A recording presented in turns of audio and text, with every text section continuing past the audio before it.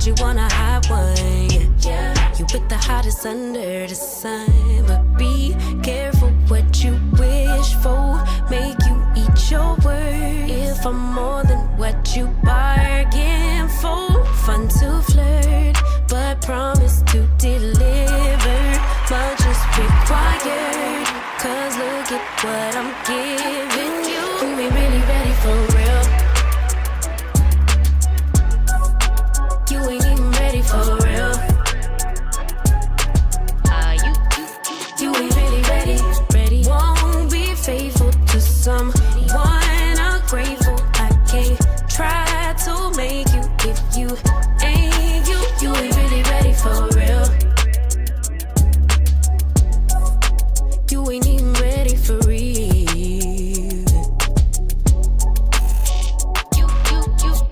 You said you want a real one. Well, it don't get no realer than the realest one. Baby, can you handle it? If you really want it, better come get you some. But be careful what you wish for, make you eat your word. If I'm more than what you bargained for, one dessert, but you ain't finished dinner. Much is required, cause look at what I'm giving you. You ain't really ready for real. You ain't even ready for real.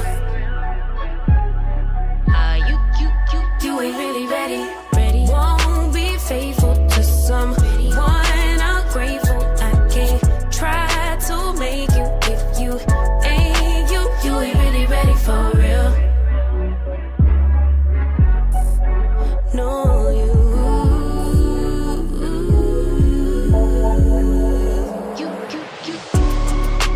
you'll never miss a good thing until it's gone. Oh baby, you know you wrong. Yeah, I know you gonna own it right back. Say you changed, but baby, I know that's cap. I see reality, and the fact is you ain't really ready for real. You ain't even ready for real. You ain't really ready.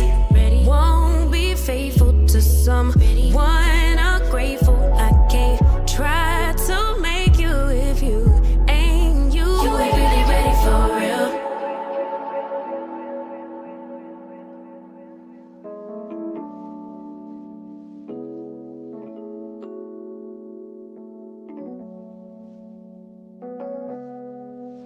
Welcome to the Information Man Show, everybody. Appreciate you coming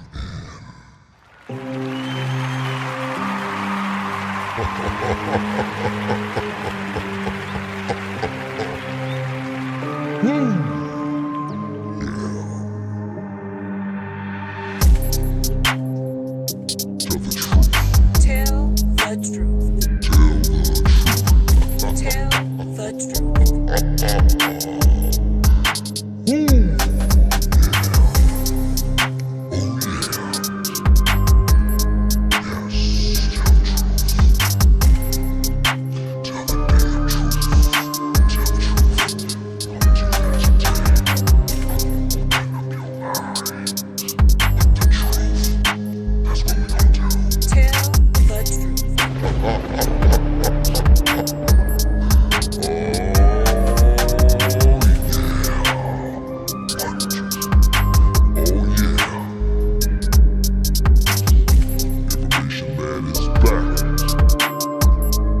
content creator, love to hate.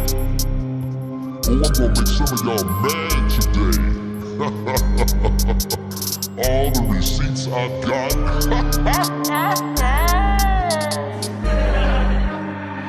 gonna be mad today, but you're gonna get this truth whether you like it or not.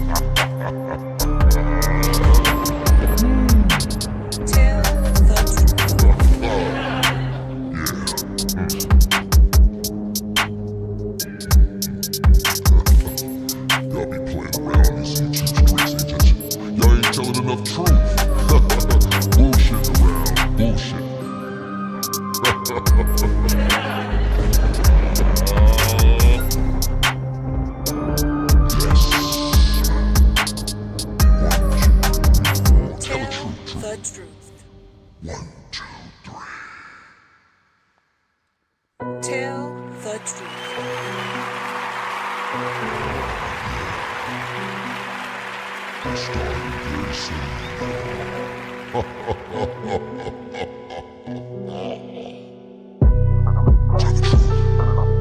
Tell the truth. Tell the truth. Tell the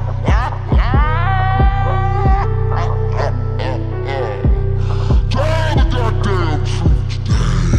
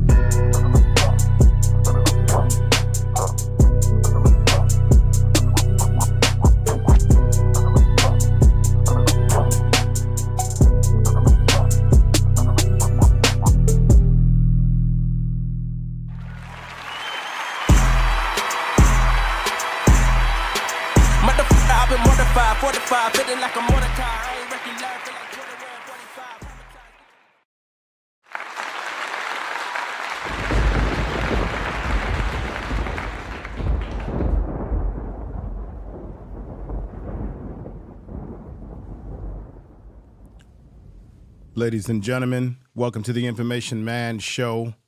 As you see right there, that's our planet called Earth. And there's a lot of shit that goes on this planet. I'm going to get into some areas today that it's not going to be about me telling you what I think. I'm going to let the people who have worked with P. Diddy, people that know him, have seen all the dark sides. Oh, yeah. I'm going to show you a few receipts today.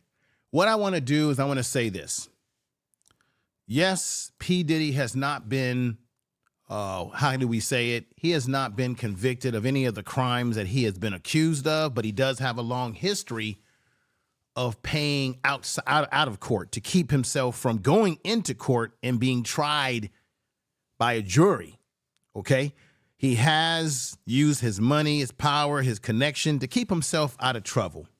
And I'm going to show you where we go. Where did all this stuff start from to get us to where we are now?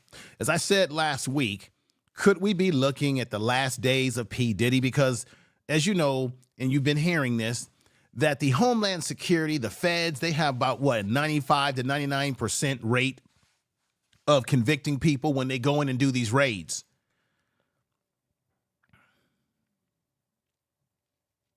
I'm gonna play something today for you by Uncle Luke of Tone Luke of the 2 Live crew. Okay, 2 Live crew. He made some statements, and I've got all that nice and clipped for you today, where he said, where they do this at? Where do they do raids in the middle of the day? They normally do raids at night. I mean, that's what they do in the movies. And I had to laugh when he said that. because I had to say to Uncle Luke, I had to think to myself and say, this is not a movie, man. You see, we've been watching movies and we get an idea of how they operate by watching movies. They can do a raid on you, daytime, morning. It really doesn't matter. At the end of the day, it doesn't matter when he got raided because they raided him. And they raided him for a reason. There's lots of complaint. We got Little Rod Jones, who's upped his complaint, and he's added people to the complaint with people like Cuba Gooding Jr. I can't believe that this man's name has been dragged into this, but once you see what I'm about to show you today, this is crazy, man. This guy right here is an actor. This is Radio. This is the brother that played in the movie Radio. Okay, this is the man that played the Aria Bar. He played the role of the first deep diver seaman, right? It can't be. This is the man that we know fondly from, Boys in the Hood.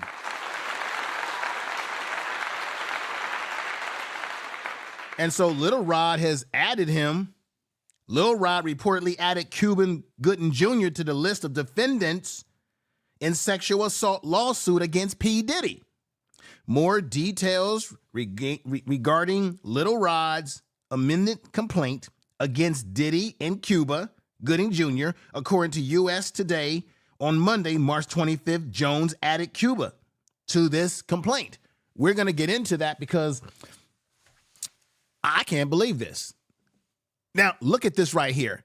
Here you have P. Diddy in a little embrace. What I notice about P. Diddy is he can't keep his hands off of people. In particularly, he can't keep his hands off of men.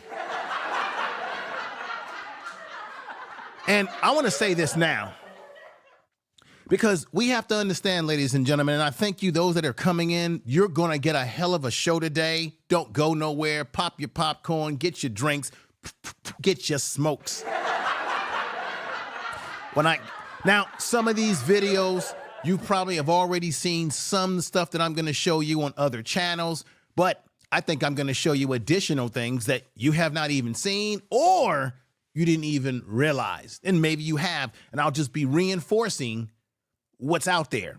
Now, once again, he is not convicted of anything yet because the feds have already said this past week that after they raided his home, they have made P. Diddy, sad to say, they have made P. Diddy the subject of their target in their investigation. So it's going to take, and the feds take a long time, y'all. So anybody out there saying, oh, he's innocent. No, he's innocent until proven guilty. But we know in America that you're always guilty before you're proven innocent, especially when you're a black man. And I'm not making excuses for P. Diddy, but people are already jumping out of the window, as I told you, and coming up with all kind of conspiracy theories as to why he's being targeted by the feds. Now, some people have put out there like Ed Lover, and I'm going to play his audio in a bit, that this has got to do with his lawsuit against some of these major or a major liquor beverage company or sponsor. And look, y'all, all P. Diddy's been doing all these years is selling black folks liquor, cigarettes, shit that we really don't need. Shit that's a detriment to us. If you really think about it. Outside of a vote, and let me also say this because Roland Martin was correct. He has not sold Revolt yet. Revolt is not officially sold. It's in process. The buyers have yet to sign the deal. So all this talk about P. Diddy has sold Revolt, no. Roland Martin was correct about what he was talking about on his show. Revolt is not officially sold. It's in the process. But until T's are crossed and I's are dotted on the contract or the agreement, it isn't officially in the hands of someone else yet. Matter of fact, this has been going on for several months before we even knew about Diddy. So people were saying, oh, Diddy's selling it because He was trying to sell Revolt several months before this incident that took place this past week with the raid force. I just want to put that information out there because we got to get it right, not get it wrong. I'm not saying he's not trying to sell it, but it isn't technically sold yet. And everybody ran with that story that came from TMZ, and TMZ was wrong. And they can get things right. They're a tabloid news agency, or if you could even call them that. Now, I want everybody, if you can hear my mic just fine, put sevens in the chat room. I want to get back to this whole thing about Diddy directly. You say, where did Diddy, every time these guys in the music industry are dabbling in inappropriate behavior, there's always a person that they learn it from, an older statesman, someone that they look up to, someone like, let me put this up here real quick for you. Someone like Russell Simmons. Now, I'm bringing Russell Simmons up just as a added fixture to this because, you know, he's in trouble too. Remember, he has sexual allegations against him, another individual in the music business. The music business is a cesspool of sex, illicit drugs, the manipulation of people's contracts and revenue that they're supposed to get. These guys are always stealing people's royalties and publishing. Let's see this brother right here who's no longer here, Andre Laurel, who you see way in the back. I'm going to talk about L.A. Reid as well today as it relates to Usher and how Usher fits into all of this. You need to hear everything I'm going to say to you and present to you today before you decide that P. Diddy is completely innocent of any wrongdoing of any kind. Because I'm going to let you see the receipts of people who were in Big Boy or in Uptown with him that were part of Bad Boys, should I say that correctly, and had people that he ripped off, people that he hurt their careers. So I'm saying even if there's no proof that Puffy Combs did anything as far as wild parties and sexual stuff, this man is not completely innocent of other things he's done because he's got lawsuits coming, baby. He has ruined rappers, young rappers like YK, Oasis YK. I'm going to have him speak for himself. But you always have to ask yourself, birds of the same feather. Say it with me, everybody. Birds of the same feather. Tell the truth. Tend to flock together, right? Right? Birds of the same feather tend to flock together. Didn't Little Rod allege that Ludacris, he put his name out there? He also has put the name of J-Lo. There's some innuendo that J-Lo, there's some alleged information that's been put out there. I'm going to say alleged that it was J-Lo that might have got into the club with the whipping of choice and given that whipping of choice to this man. That is the rumor. I'm not saying that it's facts. I'm not saying it's facts at all because everything has to come out when people get their day in court, if this even gets to court, to that level. But I want to bring up this woman right here.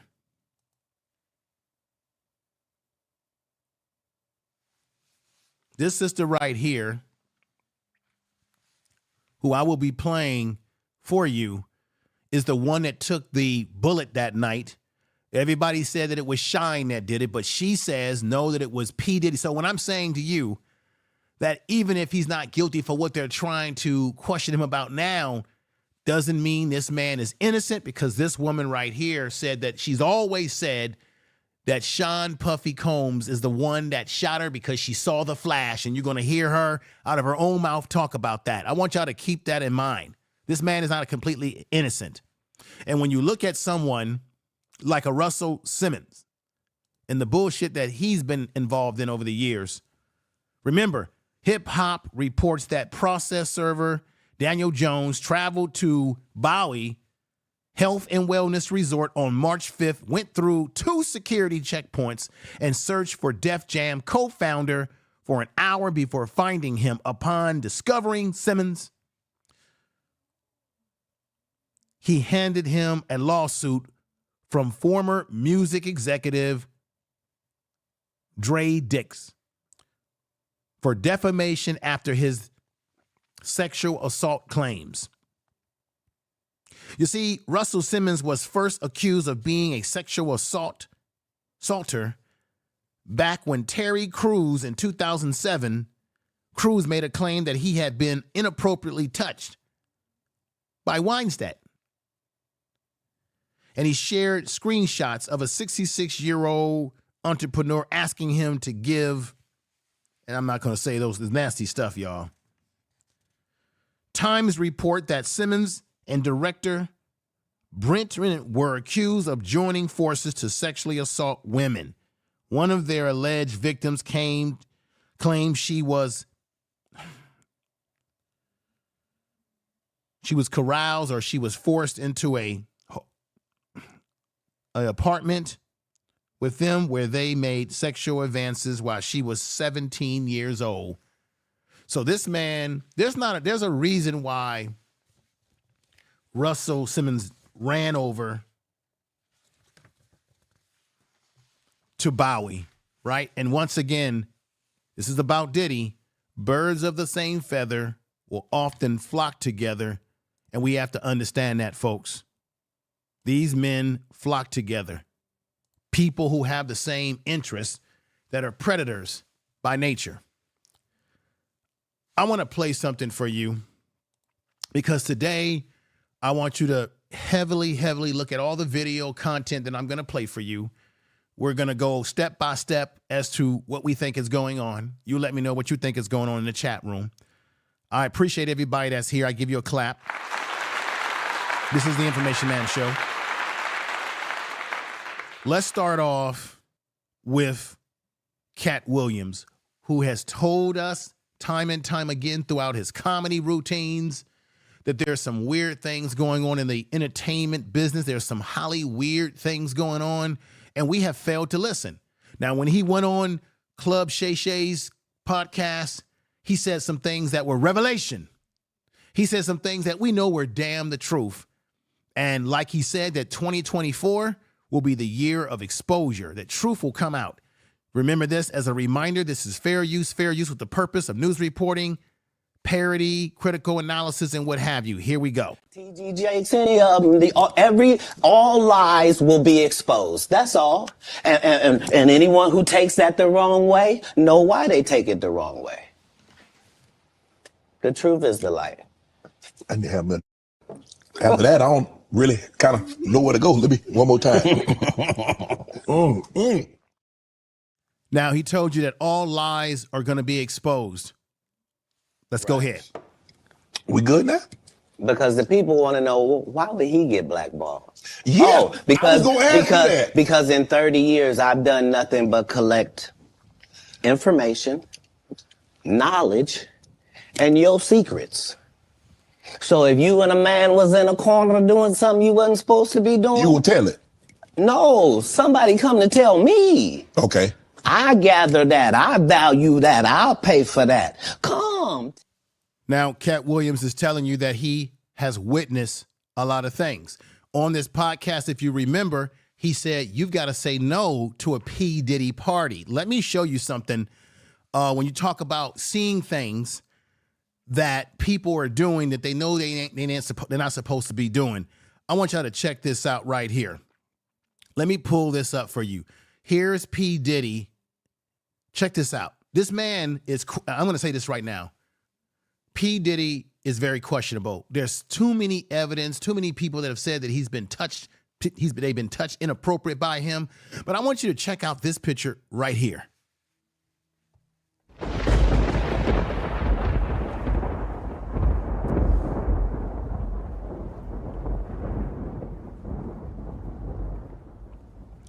You see, P. Diddy seems to be in some type of embrace with this white guy. Why is he in the back of this white guy, almost as if he's trying to hump him? Almost as if he's trying to dry hump him, folks. There's too many, I got too many questionable things to show you that doesn't make sense about P. Diddy. He's always touching people, getting in the back of them, always putting his arms around dudes all the time. Lot of weird behavior. Straight heterosexual men. Look, if you're gay, come on out, P. Diddy, and tell everybody that you're gay. Just come on out. You don't have to hide it because we've already been seeing it right there.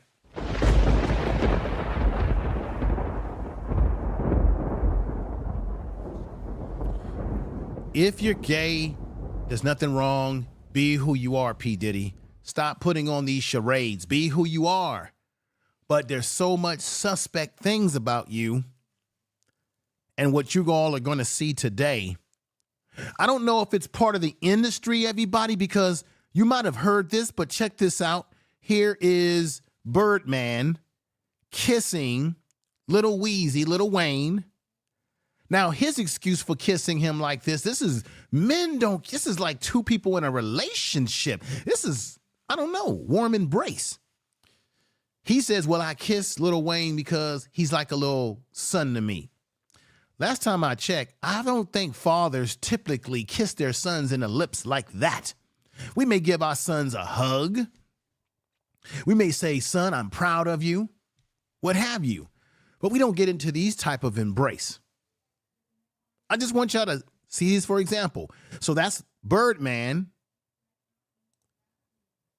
And then I want y'all to see this little video with P. Diddy, who seems not to be able to keep his hands off of Birdman, who is kissing on Lil Wayne here.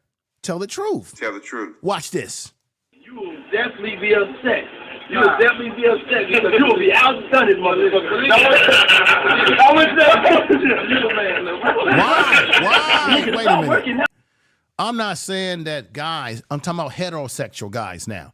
I'm not saying that guys don't pal around with each other, but I'm talking about P. Diddy. He's always embracing himself towards men in particular, always touching people. And it's really weird in some ways. You can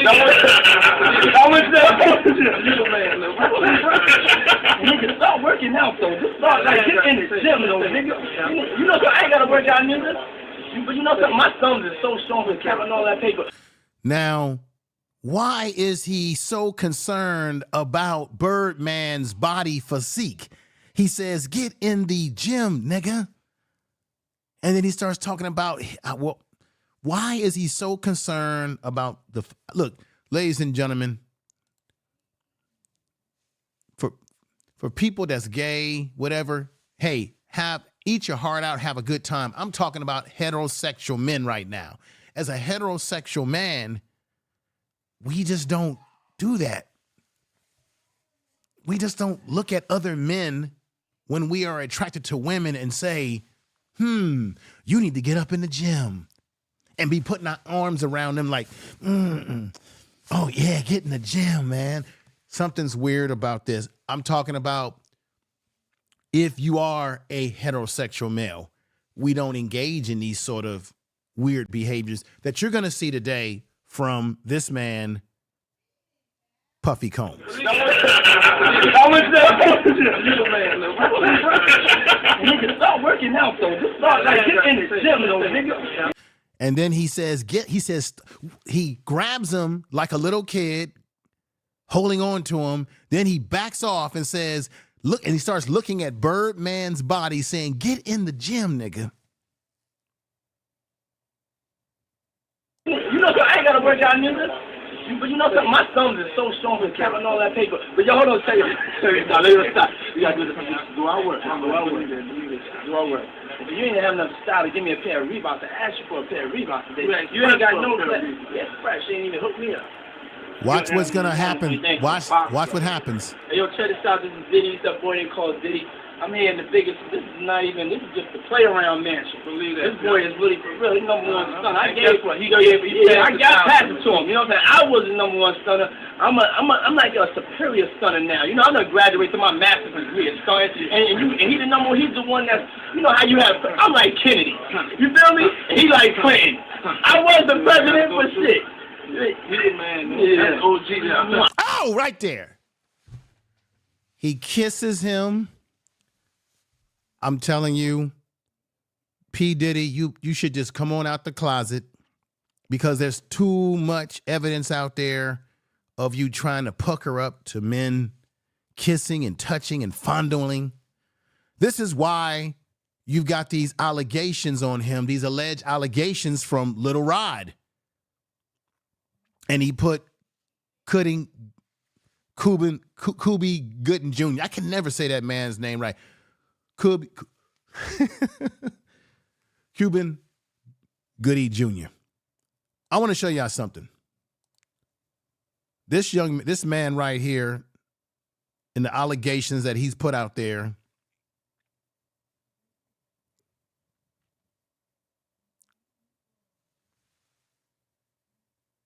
this man right here has put out the allegations against this man right here, Cuba Gooding Jr. Cuba like Cuba Gooding Jr. He put him, and look at this. Look, he's got his arms around. There's something about Holly weird, y'all. These actors, man, there's something about them. And I want to give you a better look. That's him and P. Diddy. P. Diddy, once again, just can't keep his hands off of people. But here is Cuba Gooding Jr. with his arms around Little Rod. And Little Rod says in his complaint that he felt uncomfortable with Cuba Gooding Jr. And he believes that P. Diddy made Cuba Gooding Jr. or has groomed him so that Cuba could touch him. It says right here, Cuba Gooding Jr. forcefully touched Mr. Jones on Mr. Combs' yacht. So this happened on a yacht. This young man believes and feels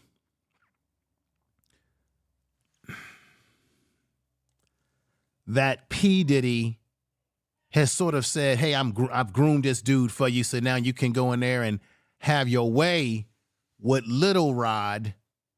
I don't know why any man would call themselves Little Rod. That sounds weird to me. But you can go in there and have your way with Little Rod because I've groomed him up for you. I've groomed him up for you. This is why he has a $30,000 lawsuit. Jones, who seeks $30 million in federal lawsuit, named several high-profile figures in entertainment business. And in this case, Little Rod Jones is talking about Cuba Gooding Jr.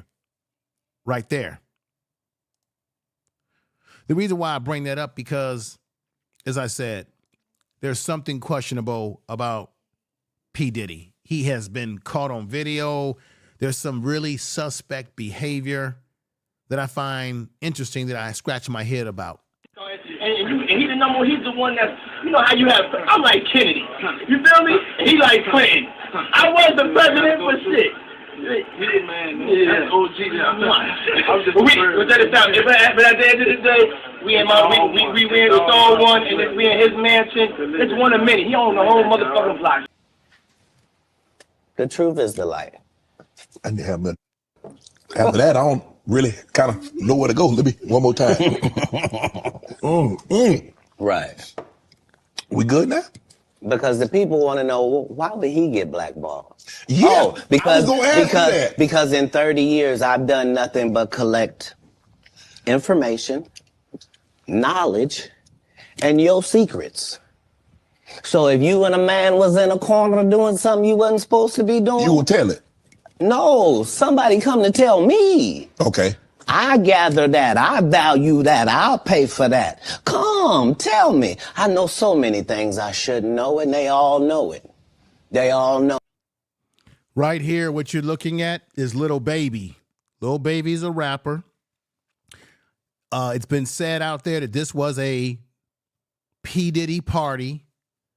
You've got this white man on him. This is see, these are your rappers. I'm telling you, you've got these entertainers who get on videos and music and they talk this tough guy stuff.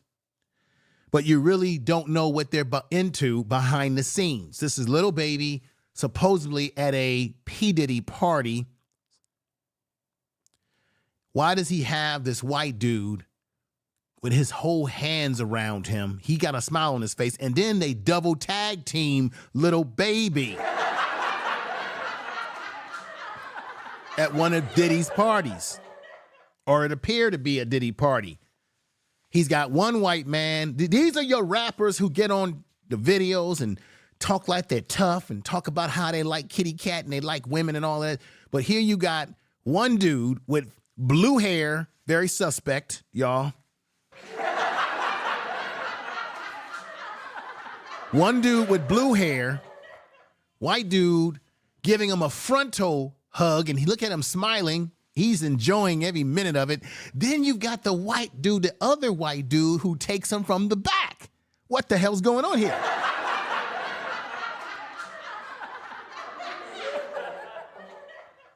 R. Kelly, they canceled me for these things. What you get? I came in this business saying I was going to expose. When I talked about Michael Jackson, when I talked about R. Kelly, they canceled me for these things because why would you talk about another black dude? Race is not where the line is drawn. It's God's side and the other side. And He's absolutely right. Now, what I want you all to understand here, ladies and gentlemen, as you come into the chat room, and I want to appreciate everybody that's here. We got, Beverly Palmer, we got GA, which is Brother Frazier in here, Misunderstood. What you need to understand here, ladies and gentlemen, is that this is not about punching down on people that are gay. My thing is, if that's who you are, come out and say that's who you are. But a lot of these guys are pretending to be something that they're not, allegedly. They get on music, they get in videos, they get on radio shows, and they act like they're tough guys, yet they got people double teaming them like a sandwich like this. I say, do fries go with that shake? I'm being honest. Heterosexual men who like women, we might give us, we may do a handshake. What's up, man? What's up? We might do a pow, like boom. We may give a quick hug, right? We get in quick and we get out quick. Boom, out. But heterosexual men in general, we don't sandwich people. We don't hug a dude up front and then another dude comes from the back. That's not what we do in general. Something is suspect about this, whether it's horseplay or not. There's something suspect about that. This is supposedly at a Diddy party. I just want y'all to see that. For the effect of it all. Because there are some very weird things going on with P. Diddy, his parties, and these are the things that manifest, should I say, people coming out and pointing fingers at him. He's doing this, he's doing that. So many people are saying, you've got people that have been around Diddy that I'm going to be playing for you today that have worked with him, that were in Bad Boy Records and have said when they've gone to parties, they have seen him pop pills in people's mouths. They know that when they were sitting in the lounge area of a club, there were different types of bottles. Some bottles were cool to drink, and other bottles were for them to give to girls or whoever they wanted to victimize because they would put something spicy in those bottles. Oh, you're going to hear from Mark Curry, who was part of Bad Boy Records as an artist. But let's go back and take you back to where all this shit started in the first place, let's start back with this article that came out in New York Post. A victim of infamous New York club shooting insisted that Sean Diddy Combs shot her in the face decades ago and is willing to have the bullet fragments tested. This woman right here is willing to have the bullet fragments that are still inside of her nose or in her face because she believes that Sean Puffy Combs is the one that shot her and that he's gotten away with it all these years. So that's why I'm saying, before people start talking about, oh, he's a completely innocent man, why y'all railroading him? Even if he's not railroaded for the sexual stuff, he still has a lawsuit coming from this woman right here. Let me go ahead and play the video for you. That's even better. Watch this, y'all. And I've had to relive this over and over again, intermittently in that time. So when I saw it, it was very cathartic because I finally felt like justice would be done. Justice would be mine and belong to all of his victims. Yeah, and you have said since really right after the shooting that it was P. Diddy who shot you. I mean, I think you even said it to the doctor that night, right? I said it. I want to stop it right there. This is Miss Rubin. She's the one that went out that night. She says she's willing to have bullet fragments removed from her face to prove, as she claims, that Diddy's not Shine is the one that shot her. I want to say thank you to everybody in the chat room. And I think someone did super chat me earlier.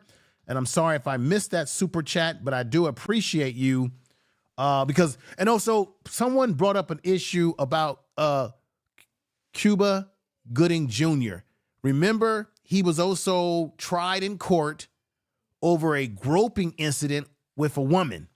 So he has a history of being accused of doing sexual inappropriate behavior. And like I said, these type of predators, ladies and gentlemen, they tend to flock together. Isn't it interesting that P. Diddy can't keep his hands off of people, allegedly, based on what we see on video, and he's cool with someone like Cuba Gooding Jr., who went to court, and the allegations against him was of a sexual nature. I just find it interesting. Let's get back to the sister right here. I literally watched them pull out the guns. I've had a clear point of view. I mean, for God's sake, I got shot in my nose. I was facing them directly. I watched. Boom. So she says she was facing them directly. She got shot through her nose. She says that Shine, who took the fall for this, is not the one who shot her. She says it was always, and I got to say this again, it was always, Ladies and gentlemen, this is crazy. She's saying that it was always P. Diddy that was behind the whole situation. Let's continue. Everything occur and have described it, vehemently to all parties involved. I think in our society, we have respectability politics. There are people who want to be adjacent to power or celebrity or money, and there's a hierarchy of respectability. Because his name was more notable, he was believed rather than a victim who gave a first-hand account. By the grace of God, I survived. Yeah, and this was also a different time. I mean, things were very, very different in 1999. I mean, did you sense right from the beginning that no one believed you? Well, I don't think that was on my mind. I think first and foremost, I'm a mother. I'm a mother of 3. At the time, I was a mother of 2. And just surviving and getting home to my children was of the utmost importance to me. Being whole and being able to mother them. That was, primary on my list. I didn't have any reason to believe that to think that someone would not believe me. So as you see her sister, Miss Rubin, she's now 53 years old, shown here after she was shot in the face at the infamous club New York shooting in December 1999. I don't know how many of you in the chat room were alive during that time.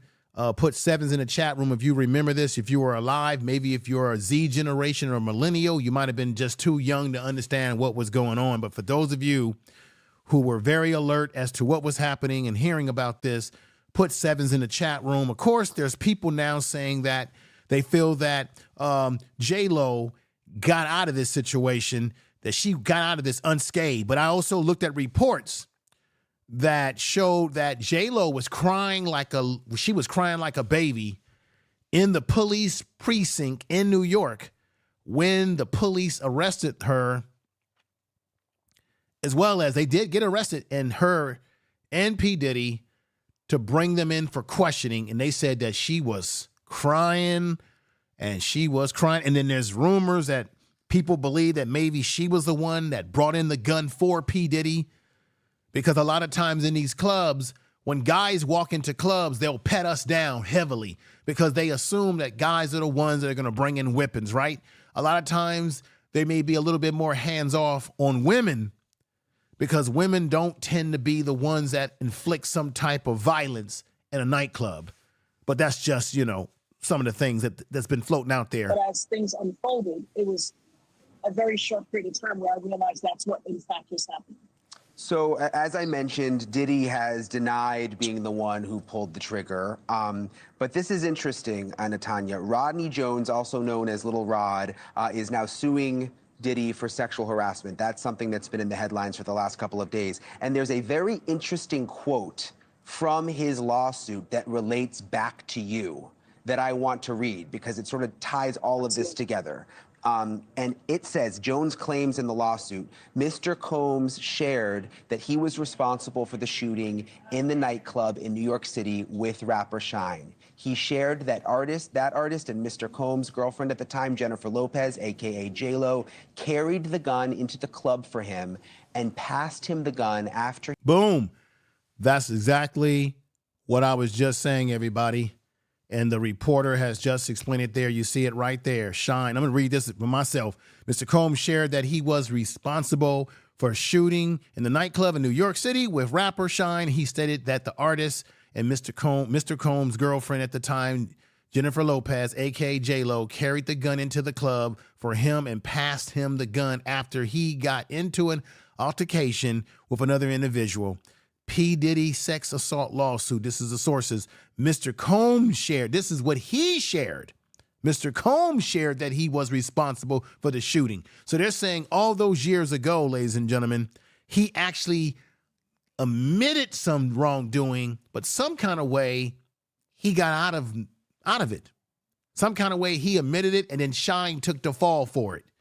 You see, there's some funny business going. So when I say you got to look at all the information, all the things about this man before you decide to put your name on the line and defend him, because he may not be guilty of some things that they were investigating and going into his homes and raiding his homes for today, but he still doesn't mean he's off the hook for the shit that he did years before. And you got this woman who's now filing a lawsuit.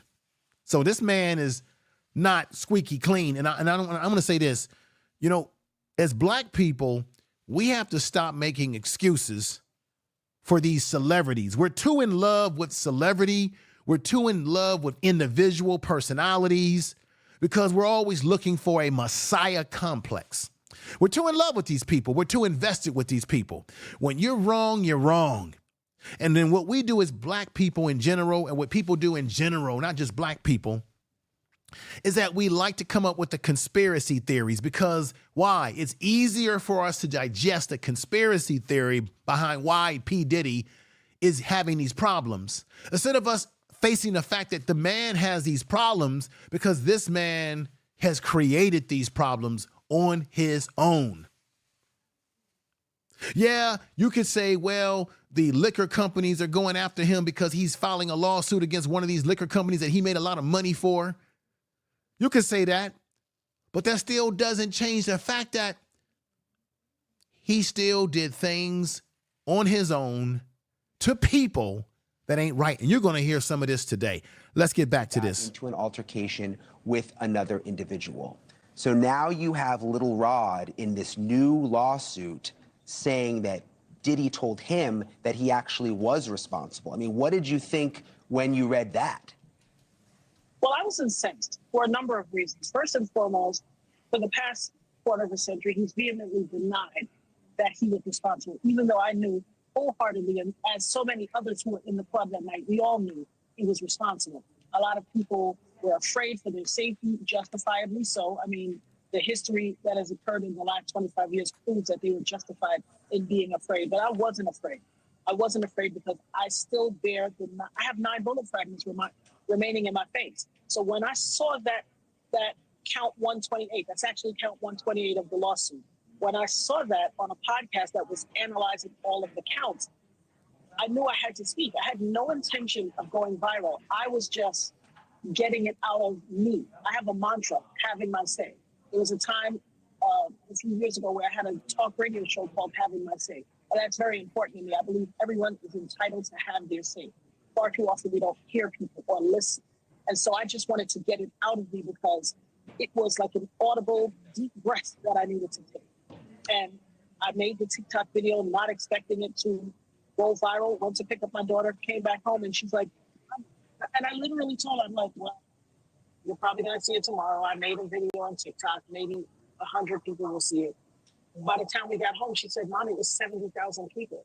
And I could not believe it. But it was time. It was time for me to speak. I'd stayed quiet for 25 years. It was my time to speak. Yeah. So, ladies and gentlemen, it's been 25 years. And I think we need to look at this. This is a woman who has clearly said, because she's an eyewitness, because she was the victim. She's the victim and the eyewitness. She clearly has said over and over again that it was not Shine that shot her, that it was P. Diddy.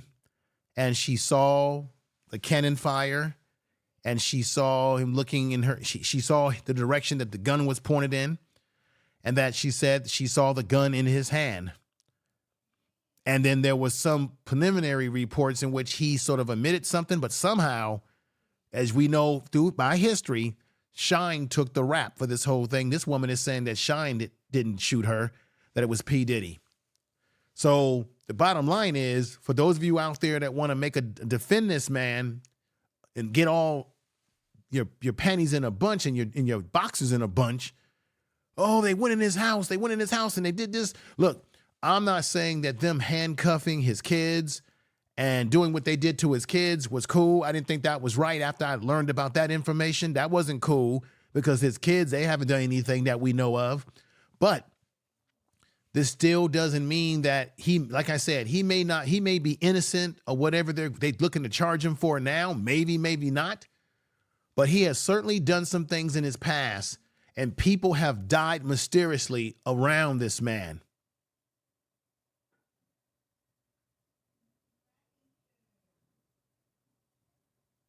I want y'all to understand that.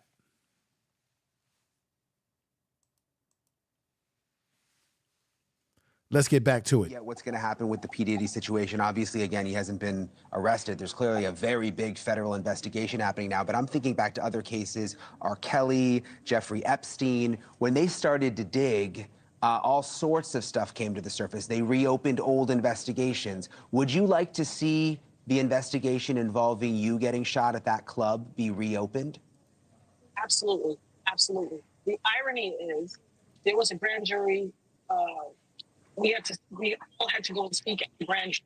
J-Lo testified at the grand jury, as did many other people. It needs to be reopened because if that is in fact the case, she carried the gun in and she lied to the grand jury. It needs to be reopened.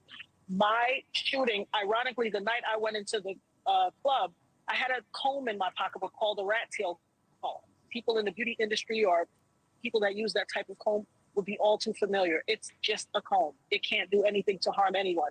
And I had the very security officer who lied during the trial, Sharice, I forget her last name, but she literally took it from me and kind of pushed me like, you can't take this thing. This is a weapon. To let other people in with guns. If someone had combed me 24 years ago, I'd be fine. You wouldn't even know my name. But having been shot by someone that was allowed to come into the gun when I couldn't bring in a comb, I would absolutely unequivocally like the case reopened. It needs to be reopened. And the saddest part for me is, had people taken what I said more seriously and listened more intently, 24 years worth of people probably would not have had to suffer. Yeah, and I ask you this respectfully, just because I think people at home might be wondering, and I've never been shot. I can't imagine what that's like. But, you know, in the chaos of that moment, and it's a club and there's people all around, like, how can you be sure that it was actually P. Diddy? Because I watched I was standing by the front door. I watched the entire thing out. I had no reason to believe that it would escalate to a shooting. It was just male machismo and bravado at first. A lot of pushing and shoving, raised voices, you know, hands. But then I saw them reach in their waist and draw from their hip. And I knew. I instantly turned to my friends and told them, be careful, watch out. And when I turned back, I know, and I've said over and over, I've heard the voice of God said, you are about to be hit. Calm down. And as I said no, I looked straight forward ahead and I watched the muzzle flash from both of their guns and I felt the impact to my face instantly. There's no doubt. So, how many of you in the chat room believe what the sister is saying?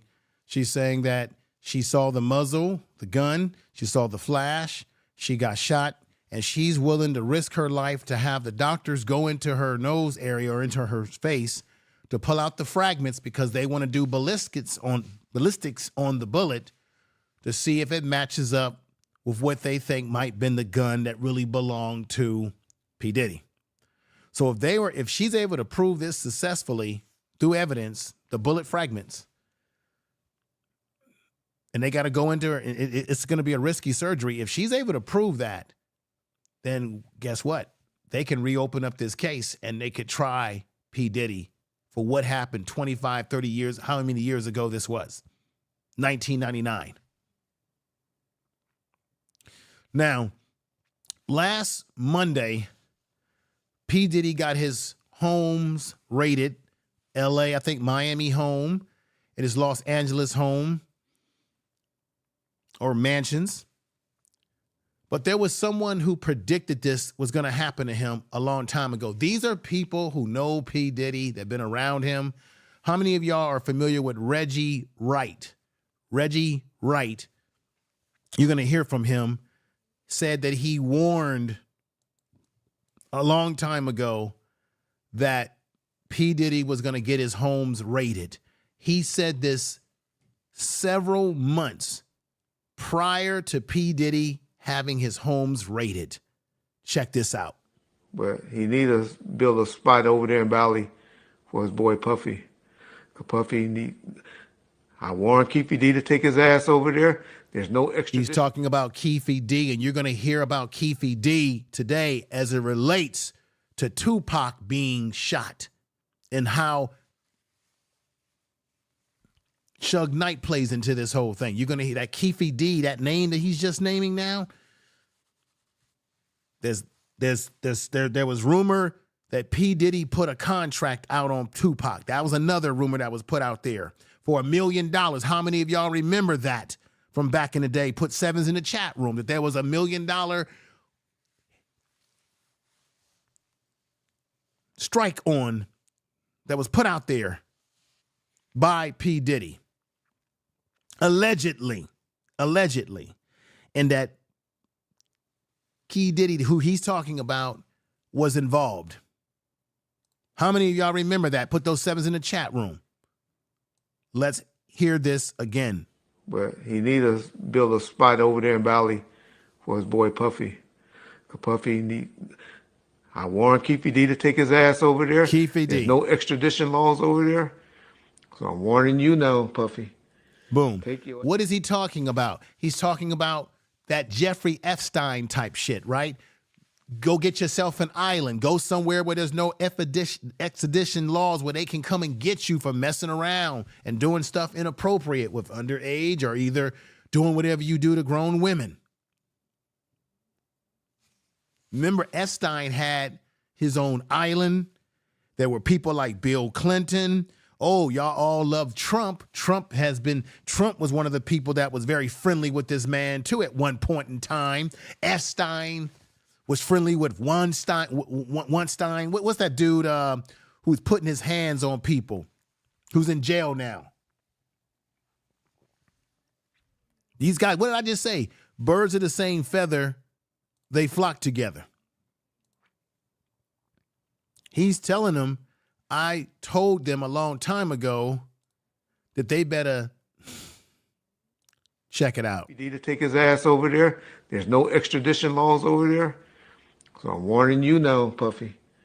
Take your ass over there. Reggie prediction. I know Puffy is smart enough, and he probably done already cleaned his houses. But sexual predators, what do they do? And we'd be like, damn, why? They treat their sex tapes like, y'all remember that song, Me and My Girlfriend, that Pac did? What he was talking about? What was Pac talking about, y'all? And that, do y'all really know what he was talking about? For those of y'all know what he's talking about, he's talking about a gun, but sexual predators is what hold on to their tapes. And cops know that. So I wouldn't be surprised if some storages or some of Puffy properties be getting raided real soon, because they need to get to those tapes. They get one of those tapes. Do you hear what this man is saying? He said this several months, several period of time prior. He didn't say this after. He said he made this prediction. Reggie Wright made this prediction way far in advance before what you witnessed just a Monday ago or two. You hear what he's saying? What do predators do? They always can't help themselves. They like to save their tapes. They like to save souvenirs of their conquest or of their predatorial behavior. And he said, I know if he's smart, that he didn't probably clean them tapes or put his stuff away, cleaned out the stuff out of his homes. Listen, let's listen to what this man is saying, because this is a man that knows these people in the damn industry. Sexual predators is what hold on to their tapes. Right. And cops know that. That's right. So I wouldn't be surprised if tell the truth, some storages or some of Puffy properties be getting raided real soon. Ooh, stop it right there. He said this very much in advance. He said, I would not be surprised if his properties get raided very soon. Nobody listened, and the shit hit the fan. They need to get to those tapes. Uh-oh. They get one of those tapes with him with those little people that's been making the accusations. Woo! Man. Done.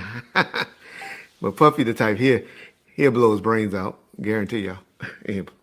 Or do like he did on that corkscrew lie. How he did. We know what you did, Puff. Misa told us. Nigga, you slit your wrist. Whoa! Do you understand what we got here right now? This man knows these people. He's in these circles. He said,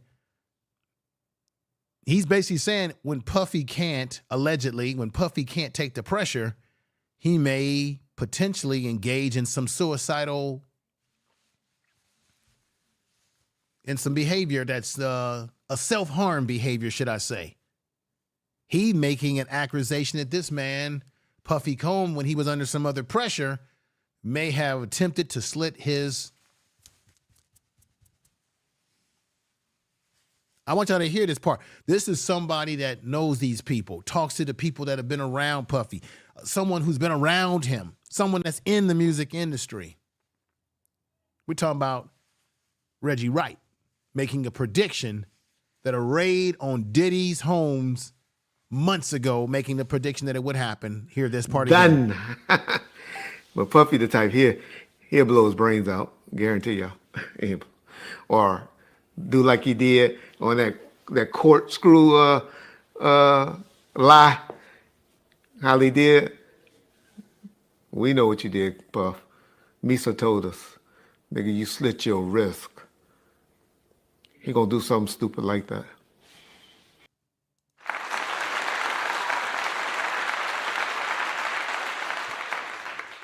If you heard everything that this brother just said, put 7s, 1s in the chat room. I appreciate everybody that's here. Deborah Gunn, I see you. Patora Afro. Brown, Alicia, I see you. I see everybody in there. I really appreciate y'all coming over today to support a brother.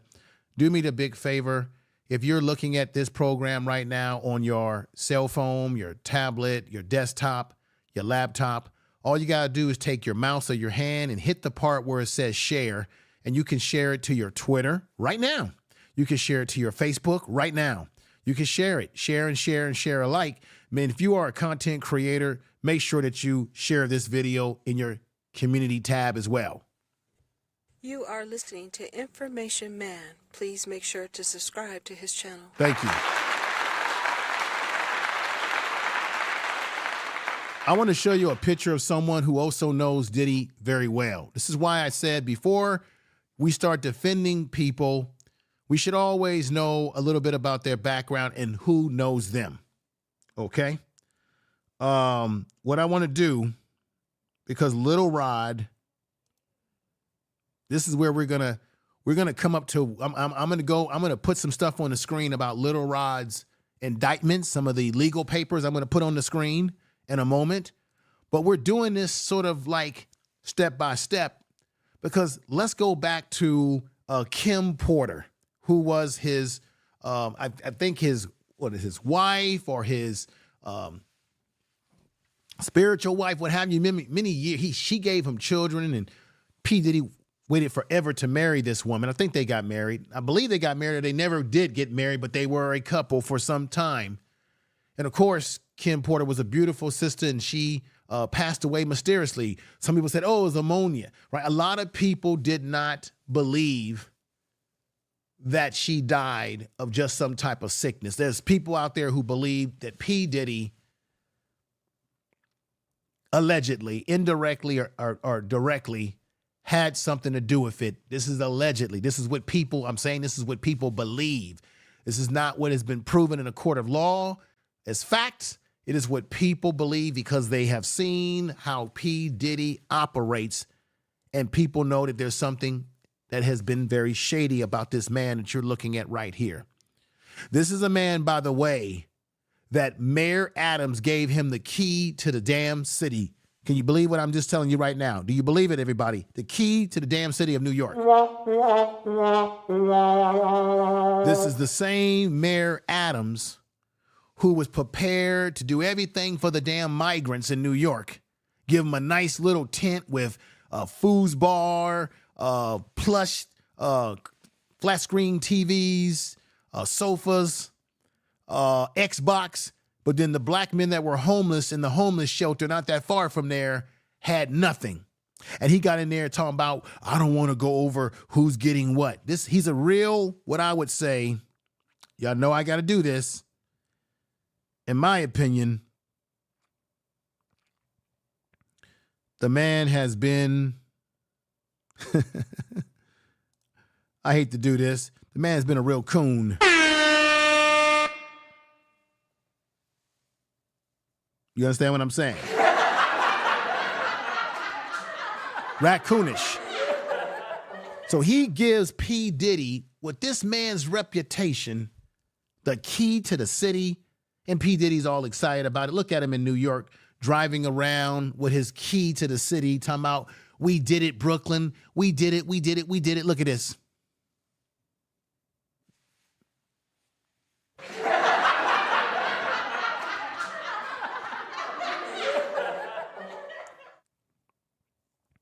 So we're giving these type of guys keys to the city,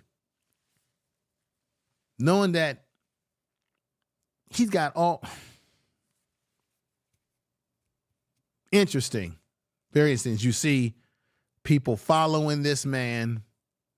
And this is the reason why, folks, why I say people can't believe when they hear that these guys have done something wrong.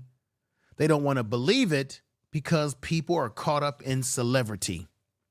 And getting caught up in celebrity is not going to help us with the real problems that we have. These celebrities are something else, like P. Diddy. Let me show you something. This man right here is Deal, Gene Deal. This man was a bodyguard. This is when he was younger. He was a bodyguard for P. Diddy. He has been talking. He has been on the social media. There he is right there. I think he has a YouTube channel. There go Deal. There go Mr. Deal right there. This man is on the YouTube streets. He has a YouTube channel that goes by that name. And he's spilling the beans. He's telling you what he has seen because he was the bodyguard for PD, direct bodyguard. So you got to take what this man tells you that I'm going to play for you in just a moment. You got to take it with some seriousness to what the brother is talking about. Because he's going to give you some insight. If you don't already haven't heard from this brother, put sevens in the chat room if you're familiar with him and you've heard him speak on these issues. If not, you're going to be in for something. Because the brother tells a lot of truth based on things that he has witnessed and seen. He doesn't believe that Kim Porter just died from a sickness. He believes that there's something else going on in what happened to her. Here is Mr. Deal, who was a direct, and I do mean direct bodyguard for P. Diddy. So once again, I'm going to say it again. You're dealing with a man who's not giving you accounts based on what he thinks. He's giving you accounts based on what he has seen. Here we go. Everything that was going on, she snuck down the steps, and they found her dead too. Puffer fly out to California, Suge, Tupac, all of them, they were cool. This way before all this other bullshit went down. Well, as close as what the media make, the movies make, was Puff and Biggie close? I don't think so. I don't think so at all. You know what I'm saying? He doing 100 keys a week or better. Everything that fucked me up for years, because that kid died there, all that shit came out of me. I used to blame my fucking self. But why shout Biggie needs to die? Yo, I still cannot tell you to this day why he said Big need to die. Boom. This is the bodyguard who says that when he was around P. Diddy, that Big need to die. There's people who believe that Puff Daddy was indirectly involved in what happened to Tupac, allegedly, even though we know the man that they said did it, but how do we not know if there was a connection, allegedly? This is a man who says that he felt that Biggie needed to be expired.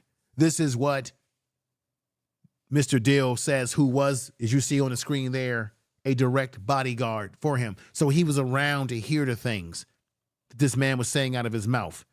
And like he said that he feels some emotional way as it relates to Biggie Smalls and what happened to him. And here's Biggie Smalls and Tupac together right here.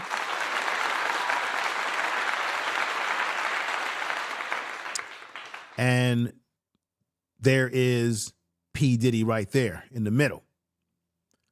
I want to let y'all hear this again, y'all. Yo, I still cannot tell you to this day why he said Big need to die. The killer was right there at the light. He had just walked up to me less than 5 minutes prior to killing the notorious Big. And it would be nothing but men in there. And I'd be like, yo, I go to the door with him, and then next thing I turn back around and go out.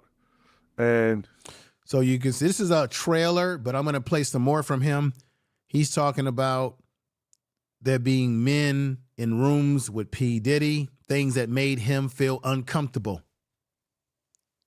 The type of stuff that makes him feel uncomfortable is what I showed you earlier right here. Like I said, if you are a man who's gay, then just come out and say this is what you are. But the problem with this is that people like P. Diddy and those in this industry, they want to put together, they want to put out a persona to you that there's something that they may not really be. Just something to think about. Another bunch of naked men in there. The fuck is this all about? Does that upset you? It upset me a lot. Tell the truth, come out. Let Tell the people truth. know. I really don't believe that Kim had pneumonia, just like the rest of us.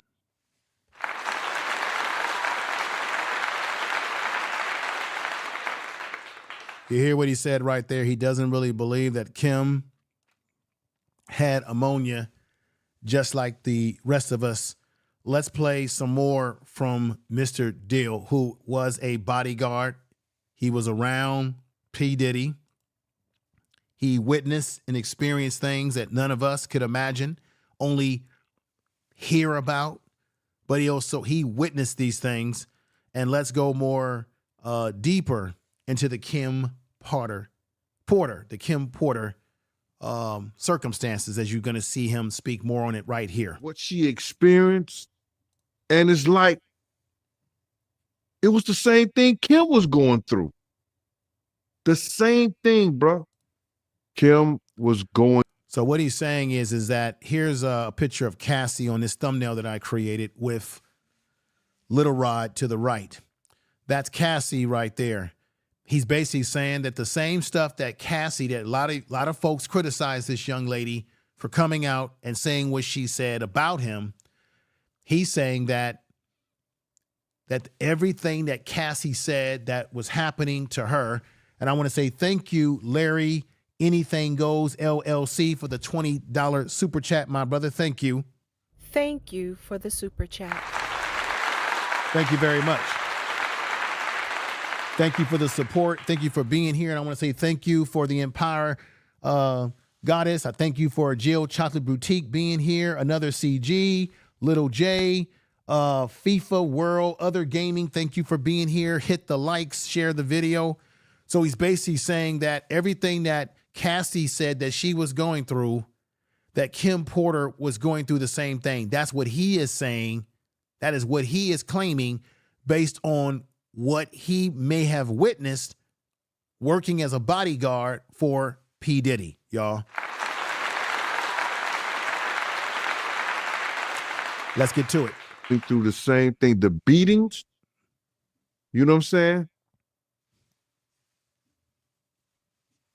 Like I said before, and now I could say one time when I know Kim had defended herself, and I told people this, and now everybody, after Cassie report comes out, everybody want to show the picture now. You see a picture on the internet going with Puff, right hand is in a bandage. Oh, I'm glad that he said this, because this is something that I remember. Remember years ago, Puff Daddy had a bandage, a big old thing around his arm. What Mr. Deal is going to say is this is because he was putting hands on Kim Porter and she was defending herself. And in defending herself, he got his hand cut pretty badly. Let's let him say it. That's the night I was called by Paul to meet him over at St. Luke's Hospital. He had a white T-shirt wrapped around his wrist because Kim had took the cork, you know, where you open up wine, the corkscrew. Mm-hmm. She took the corkscrew and caught him on his wrist defending himself. And he almost, I think he had, I know he tore some ligament, but he almost hit an artery or came close to the artery or either scratched it or cut it a little bit because he just kept bleeding. And from that point on, he was hooked. That's when I knew, like, I knew when they was talking about people getting addicted and hooked on pain medicines. That's what happened to him. And it was from his right wrist that he's reminded by Kim. Do you hear what he's saying? He's saying that they got into a fight, a scuffle. Kim defended herself. She used one of those wine corkscrews, whatever she used. It cut him pretty badly. He went to the hospital, and he's making the claim that Puff Daddy, Sean Diddy Combs, may have allegedly gotten hooked on pain medications.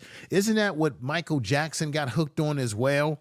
A lot of these entertainers seem to get hooked on things pretty much. But that's what he's saying. Now, you got to take what we weren't there, but when you got a guy who actually worked for him, witnessed things, I got to take a little of what he's saying with some legitimacy to it, because he would know more than any news reporter, anybody who's looking at it from the outside, when you got someone who was in the inside telling you what's going on. Let's get back to it. All the time now. And I thank everybody and for looking being at this here. lawsuit, right? And like you said, she did accuse him of abuse in this lawsuit, but she also accused him of sex trafficking in this lawsuit. How you feel about that? Boom.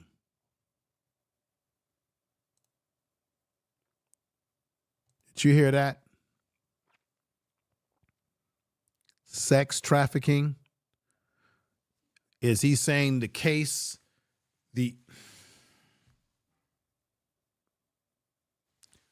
I want y'all to hear that again. Everybody, listen to this again. He's reminded by Kim all the time now. And looking at this lawsuit, right? And like you said, she did accuse him of abuse in this lawsuit, but she also accused him of sex trafficking in this lawsuit. How you feel about that? He's talking about Cassie. He get the sex trafficking because he took her to different states and had her perform sex acts with different, male prostitutes and different. He's talking about Cassie. That by taking her to different states to engage with male prostitutes, that can be considered sex trafficking, or that is why sex trafficking was put in her complaint against P. Diddy.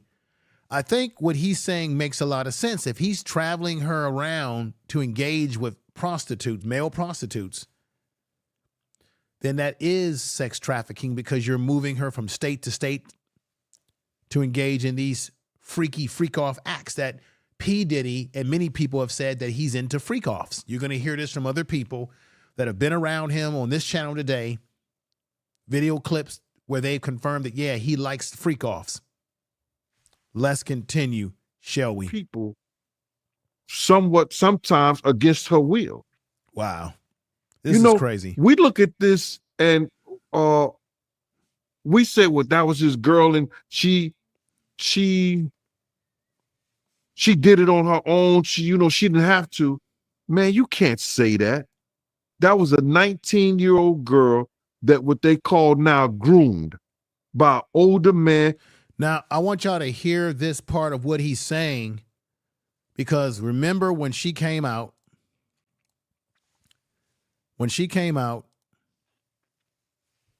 tell the truth. A lot of people criticized her and said she was a gold digger. Oh, she's lying. Oh, why did she wait to file a complaint after all these years? What Mr. Dill is saying is making logical sense in terms of you have to look at the situation that she was in. Yeah, she benefited, and there's some things that he was doing to her that allegedly wasn't right. Now, this is the thing. If P. Diddy, and I said this in my last video last week, if P. Diddy was truly an innocent man,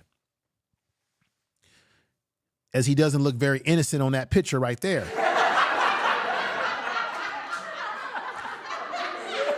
If P. Diddy, ladies and gentlemen, those of you that are here, thank you, Jonathan Kidd, for being here. I see Deborah Gunn is here. Jill's Chocolate Boutique, check out her channel. I Don't Worry About It is in the household. KB is in the household. Shabazz is in the household here.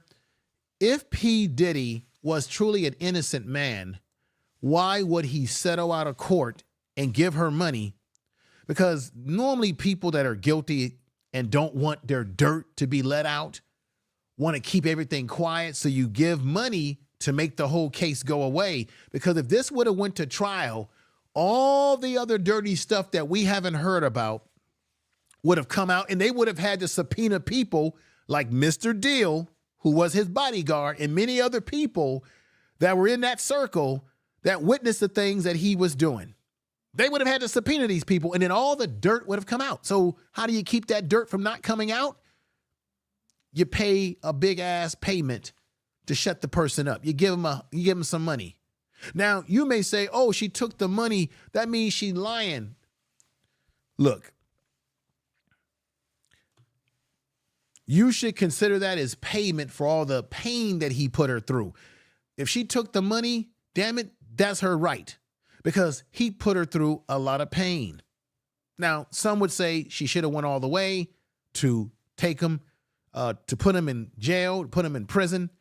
And we can all make that argument, but I want you to hear again what Glenn, I want you to hear what Mr. Dill is saying again. Here we go. Mr. Dill is making a lot of sense here. We look at this and we say, well, that was his girl and she did it on her own. She didn't have to. Man, you can't say that. Boom. He says, man, you can't say that. Because see, remember, this guy, as his bodyguard, was there to see the things that were going on. Not you, not me. That was a 19-year-old girl. Boom, this is key, 19-year-old. What do predators usually do, ladies and gentlemen? We've seen this with Nature Boy, Polite. They're always preying on very young victims of their manipulation and their narcissism, their psychopathic traits. Let's continue. That what they call now groomed by older men. And yes, she got some of the benefits of being with a billionaire, millionaire, and everything like that. Right. She definitely got benefits. Yes, we're not denying that she didn't get any benefits, but let's hear the rest of what Mr. Dill is saying. But it's just certain things that he did to groom her and put her into that position that she wanted the career, she wanted to do the music, she wanted to be a performer and all this stuff like that. Boom. This is key because this is the same thing that R. Kelly was doing as well with young ladies. He was promising to turn them into stars and also telling the parents, I can turn your young lady into a star. Predators use whatever they have is their edge. In this case with P. Diddy, he's got money, he's got access to fame, access to entertainment, access to these young ladies being able to become a star. We know that she was a singer, and he took it a step further by getting involved with her. These are all key points. He held all that shit over her head, bro. And now that she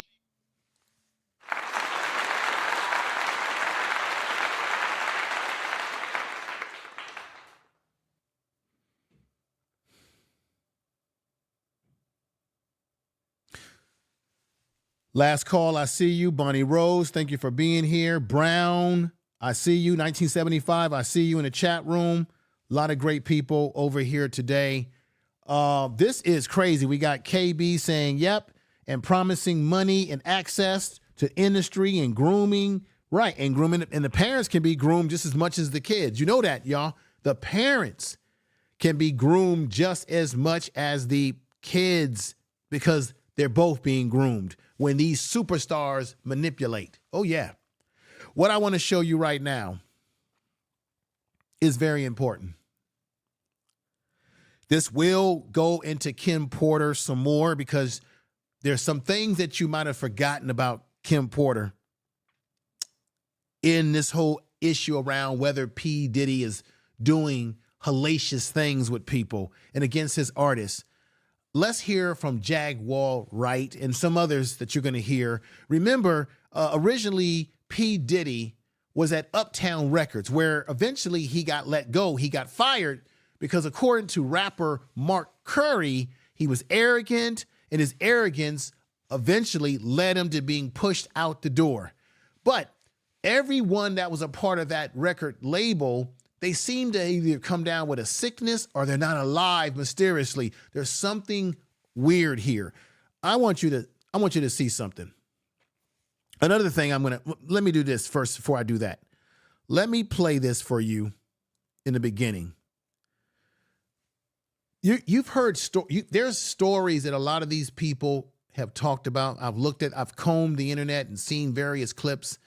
There's various people, whether it be bodyguards or people that's been around him, that talk about how P. Diddy likes to run around buck naked all the time in their experience around him, saying, hey, man, come on in the room when he's got no clothes on, or he wants to call a meeting while he's in a damn tub. Check this little part out right here.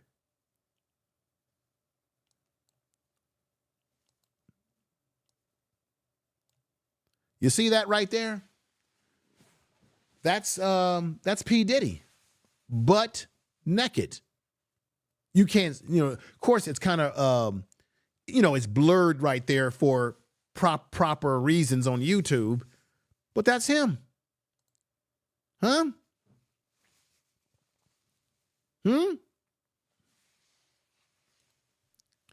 Okay. Like I said, you need to watch my video and watch many other videos before you make a decision to defend this man, because he's certainly not innocent of a lot of things that maybe, and remember, he's got 4 charges against him coming up. You got the Little Rod case. You got the sister who got shot, that she claimed it was P. Diddy that shot her in the face in that club in 1999. She's filing complaints. You've got, I think he's got I don't know if you guys know about this one. He's got a dancer who's now filing a lawsuit against him right here. Diddy's backup dancer reveals horrific experience with the rapper after federal agents raid the home. Since the raid, other famous figures have weighed in on the case, including a rapper. Even rapper 50 Cent has weighed in. And we're gonna get into 50 Cent because there's some explosive news on that front as well that you probably know about. The former backup dancer of Sean Diddy Combs has spoken out to reveal her horrific experience with the rapper after his home in Los Angeles and Miami were raided this week. Tanika Ray said in a social media post that she knew to avoid him at all costs, adding that nothing that is happening is surprising. On Monday, federal agents raided Diddy's mansion in connection to a federal sex trafficking investigation. Following the raid, Diddy released a statement through his attorney denying all wrongdoing and calling the raid a gross overuse of military level force for which there was no excuse. You even got people coming out like Boosie the badass condemning Diddy's friends for lack of support. 50 Cent reacts. Okay, Boosie the badass has called out P. Diddy associates who have remained silent amid the music mogul's legal troubles. What the hell they gonna do for him? They can't do nothing for him. What they gonna do? They may not be speaking because they don't want to maybe have attention placed on them, because some of these people have been partying over the years with P. Diddy at some of those parties.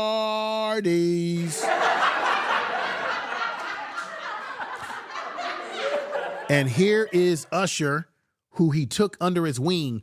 I've got some explosive information that I'm going to clarify to you about the Usher and the P. Diddy relationship, that people believe one thing, but there's other things going on. We're going to get to it. Ladies and gentlemen, thank you for being here and enjoying the... Let's get to it. I gave you my word.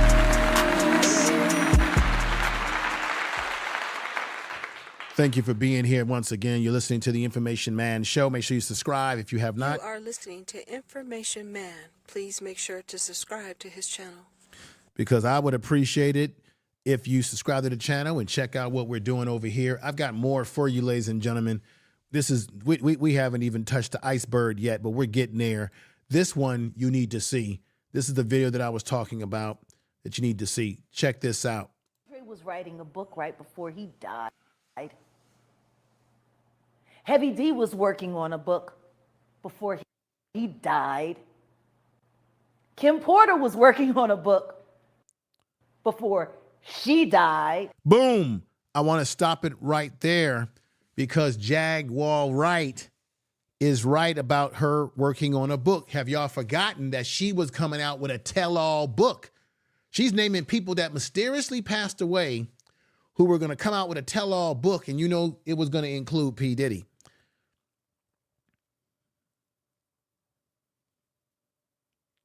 Jaguar Wright made a statement that I want to examine with you all. Let's put this up on the screen. Kim Porter's book still in the works, my love. Good morning. I tried to call you back last night. Let me go into the other one right here to open it up a little bit more. Good morning. I tried to call you back last night. Figure you were knocked out by the time I tried to contact you. Now, let me go over this one right here. I figured you were knocked out by the time I tried to contact you, but I wanted to let you know that Porter's book is finally in progress and will be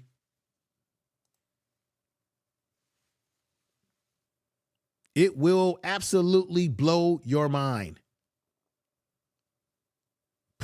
Kim Porter's book is finally in progress and will be out Sunday evening, and she'll be out Sunday evening and showed me the rough draft of the book.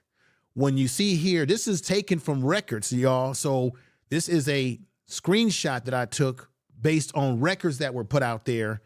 And when you say here, she showed me the rough, common sense would tell you by saying she showed me the rough, meaning she showed me the rough draft. Kim Porter sent her. When looking over the details of that book, Diddy relationship that will be exposed in the book. So she was planning to expose their relationship in the book. It will absolutely blow your mind.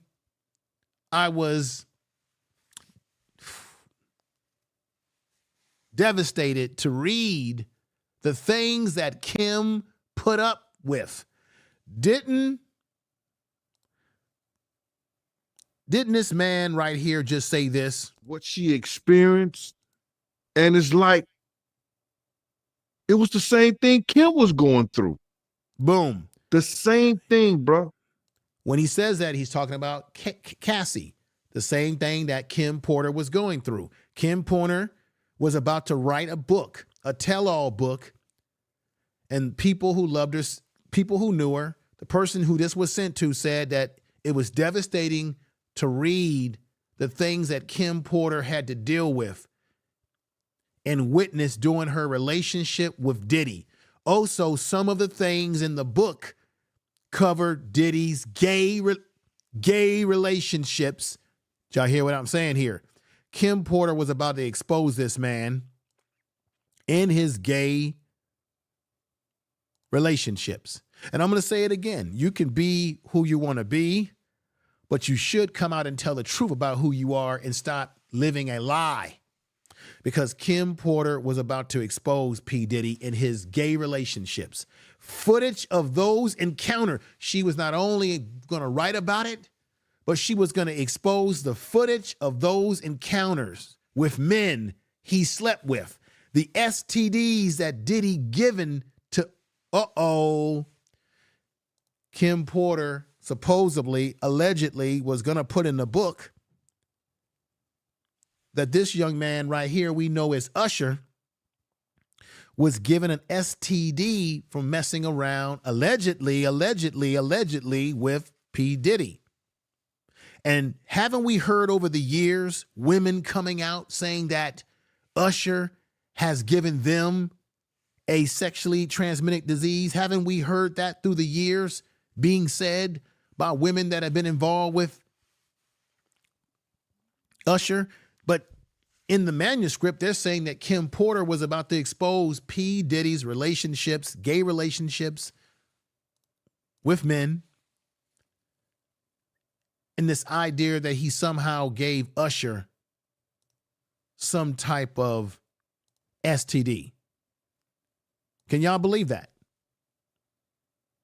Can y'all believe that? This was going to be in the transcript or the manuscript for the book, Kim Porter's book.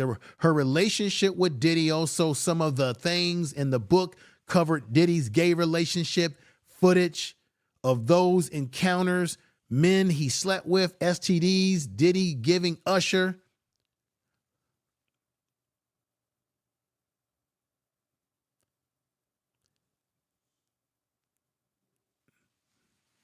They're even making claims. Look. They're making claims that there's rumors out there that people think that Diddy impregnated Mary J. Blige allegedly, and that she had maybe she had an abortion. I don't know. These are the rumors, folks. Rumors. I'm clarifying this. These are the rumors that are alleged, not been found as facts.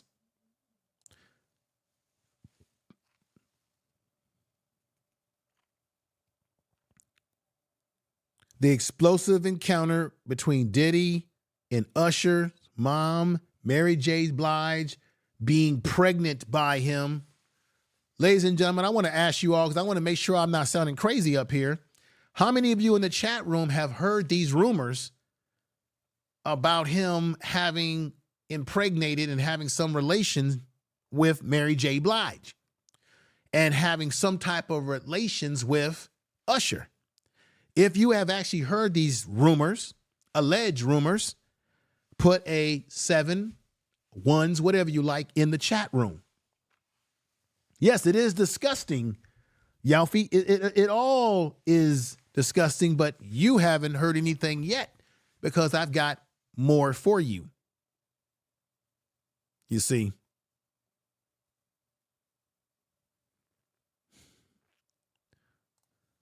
Let's finish with Jag. And this information that I'm presenting to you came right off the video that I'm getting ready to play for you again right here.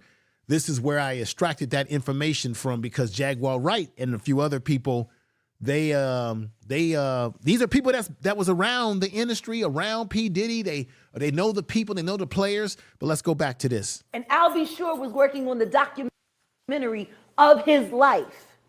And then he goes into a coma.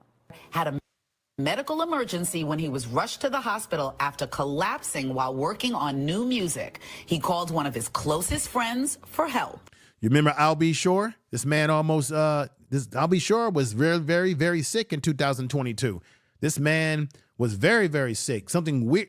Eddie F is standing above me. I'm in a wheelchair, and he's talking to security. He had me hidden in the corner, and I'm in an emergency room. And then I remember him embracing me, putting me in his Escalade or whatever, and moving me. And I just remember, those are the vague things that I remember, and wind up being in a hospital somewhere. This is in July 2022, and then it was October. In a coma for 2 months, Al was close to death. Has Puffy ever been in a coma? Has anything happened to him? He must be the luckiest motherfucker, because it seems like everybody that worked at Uptown Records from the very beginning is gone. Just him. According to you, Tupac gets killed by the Southside Crips. He gets killed. Now, this one is going to be very interesting. They're going to get into the Tupac Shakur and what happened to him. Remember that name that I told you, that Keefe name? That name, which was associated also with Puffy Combs, that name is going to be brought up in this situation as it relates to what happened to Tupac. Check it out. Anderson, who's a member of the Southside Crips. Exactly. Now, earlier you said that Puffy put out this claim of you know, I'll pay $1 million if you get rid of Tupac and Suge. Ladies and gentlemen, that was a claim. This man you see on the screen, even it was put out. That man that's being interviewed by Vlad TV, that guy was involved in the investigation as to what happened to Tupac. I just want you all to realize that. Tupac and is now let's gone. go. What happened in terms of Keefe, Orlando, and Diddy at this point?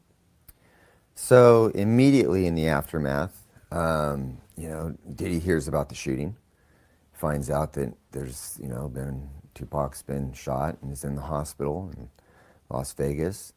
And according to Keefe D, he gets a phone call. He's actually with Zip, the intermediary, and they're back in LA, and Zip takes a phone call, and it's Puffy on the other end of the line, hands the phone to Keefe D, and Puffy asks him, man, was that us? Keefe D. Remember that name? I brought that name up before earlier in the broadcast. Keefe D, who has some relationship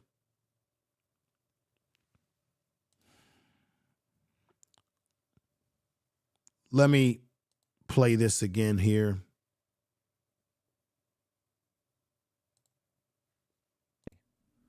Yo, I still cannot tell you to this day why he said Big need to die.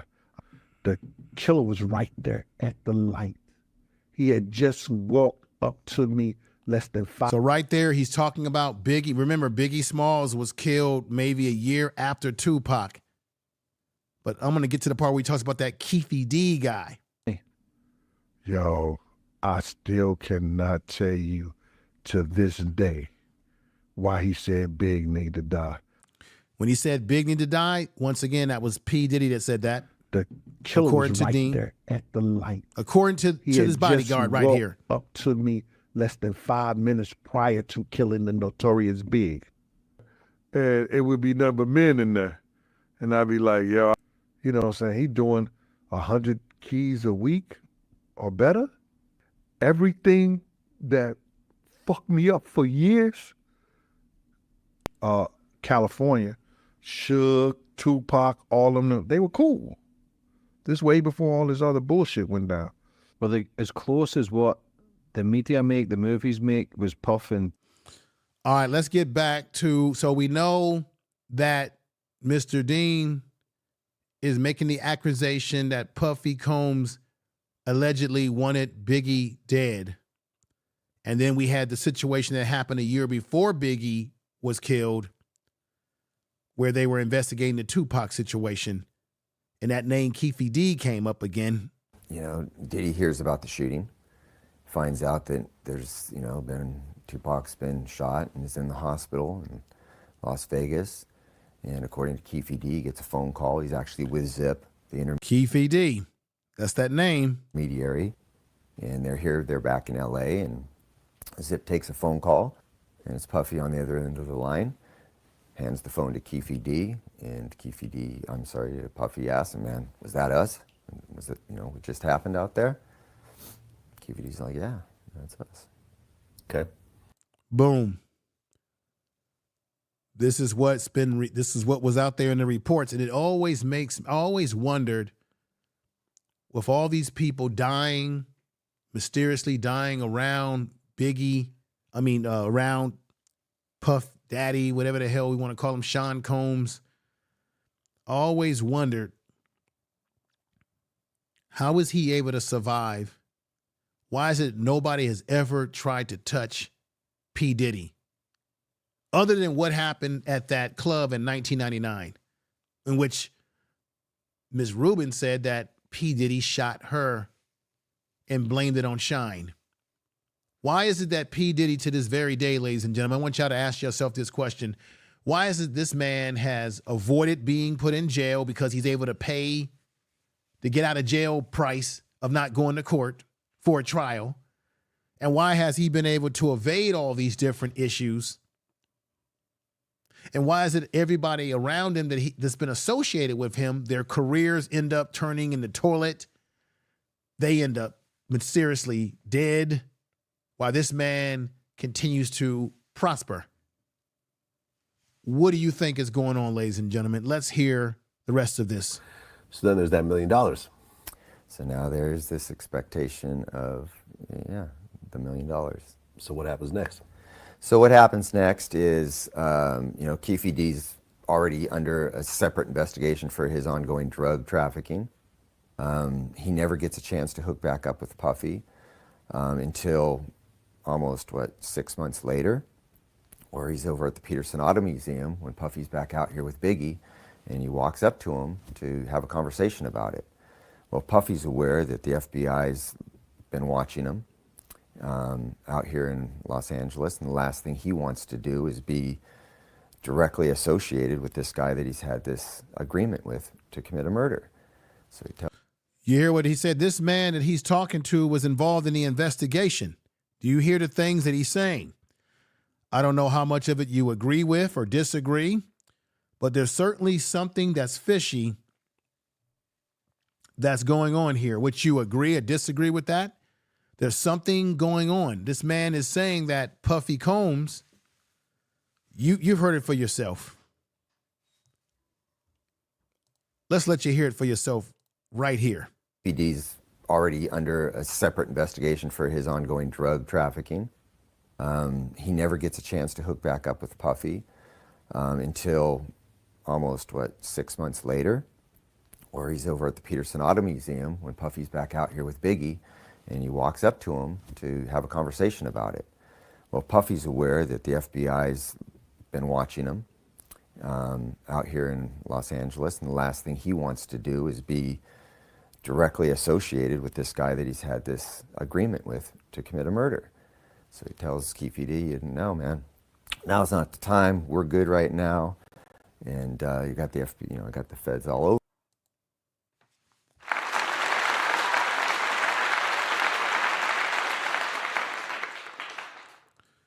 You see what's going on, ladies and gentlemen? That's why I was saying, before you defend someone like Puffy Combs, Sean Diddy Combs, you need to be aware of a lot of the dirt that this man has created. The trail of dirt, the trail of deceit, the trail of lies, the trail of misleading people, the trail of lying to people, hurting people's careers allegedly. We've got Jonathan, my man Jonathan Kidd says Davis was Diddy's, he said Cleveland Davis was Diddy's protector. Davis was Diddy's protector and fairy godfather. That's why he's never gotten stepped to. All right, my brother, all right. You are listening. Thank you for that. Thank you for the Thank you for the super chat. Thank you for the super chat, Jonathan Kidd. That's very interesting information, very damaging information. Miss Jamma is in the house. Miss Peggy Ross is in the house. That's damaging information, but man, that's damaging information. Wow.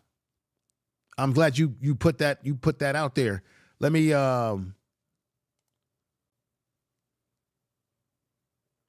see if I can put that on the screen here. If I can catch your super chat before I move on, because I've got more video to show you that we got to get to. And what's going on, Mr. Blaze? I'm glad you're here. Deborah Guns, Kitty G, KB, thank you for coming over.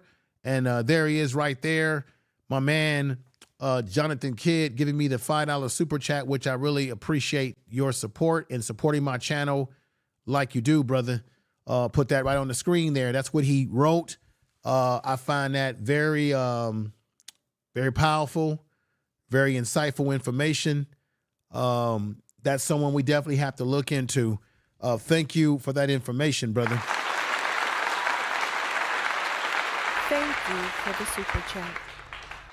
Let me go ahead and get to the next video because you need to see this video. So now this is Little Rod, who, as you know, has filed his complaint.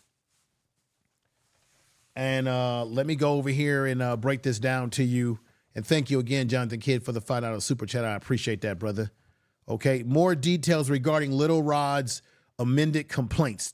NBC News added that Jones amended his complaint was filed in the United States District Court in Manhattan, New York. The update reportedly assessed that Cuba Gooding Jr., as I talked about earlier in the broadcast, while on the music mogul's yacht, he was groped and sexually mistreated, according to Little Rod. The incident reportedly occurred in the United States Virgin Islands in January of last year, 2020. Gooding began touching and groping and fondling Mr. Jones. As I'm going to put this up here. He began fondling, groping Mr. Jones' leg, his upper inner thigh, wow, near his groin, the small of his back, near his buttocks, and his shoulders. The suit stated, per NBC News, Jones was extremely uncomfortable and proceeded to lean away from Mr. Cuba Gooding Jr. He rejected his advancements. Wow. What the hell's going on, man? He rejected his advancements, and Mr. Gooding Jr. did not stop until Mr. Jones forcibly pushed him away. According to USA Today, Jones' lawsuit includes a photo of him alongside the actor that you see right there in the picture. The actor allegedly has his arms around Jones, another image showing Gooding Jr. and Diddy speaking, which is this image right here that you see with Diddy with his hands on him. What the hell is going on, man? Why is this? What is going on here? Alleging that his arms around Jones, another image showing Gooding and Jr. and Diddy speaking while on the yacht. NBC News reported this. Representatives for music moguls have not responded to the request for comment. This is crazy, y'all.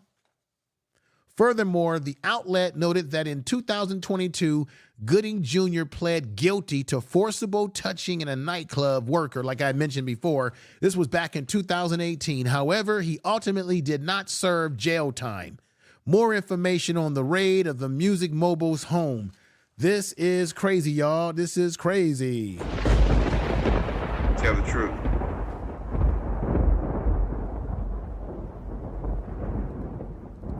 Woo. Let me let you hear from Little Rod Jones, his mouth, as it relates to the problems he was having with P. Diddy. Like I said, before you defend this man, let's look at all the different shady things that have surrounded this man, and he's always been the common denominator. Tell the truth. Let's hear Little Rod Jones, who's the producer, who says, hey, this man is trying to take he's trying to take my royalties or my publishing. They're trying to strong arm me. They're doing all sort of things. Check him out right here. You're all straight working on this album. That album is the Love album, Off the Grid by Diddy. I've tried to get my business straight with them on this album, but the truth is they're not playing fair. They hit me on below the belt. The contract that they give me and the offer that they gave me was just disgusting. The producer fee, pennies. And on top of that, these guys are trying to steal my publishing. I can't go for that. So I'm fighting back. You hear that? Let's hear it again. You're all straight working on this album. That album is the Love album. Fair use, fair use. Off the Grid by Diddy. I've tried to get my business straight with them on this album, but the truth is they're not playing fair. They hit me on below the belt. The contract that they give me and the offer that they gave me was just disgusting. The producer fee, pennies. And on top of that, these guys are trying to steal my publishing. I can't go for that. So I'm fighting back. All right. As he said, he can't go for that, and he's fighting back. Remember, I'm going to say this again. Kim Porter it was reported that she was going to write a tell-all book. How many of y'all knew about that? That she was going to write a tell-all book in which she was going to expose Diddy's gay relationships, his activities, I believe, with Usher. She was going to put out scaling information that he may have allegedly impregnated Mary J. Blige. How many of y'all knew about that? This was Kim Porter. And so it is interesting that she all of a sudden is no longer alive when she was about to tell a scaling, truthful story from her perspective. Also, she had to endure horrific abuse, allegedly, from P. Diddy.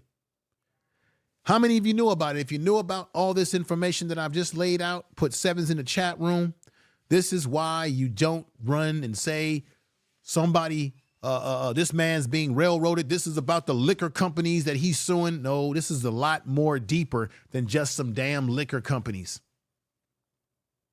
Even if they don't find anything, they didn't find anything in those houses and he's cleared, it still doesn't change the fact that there's so many shady things he's been doing to people.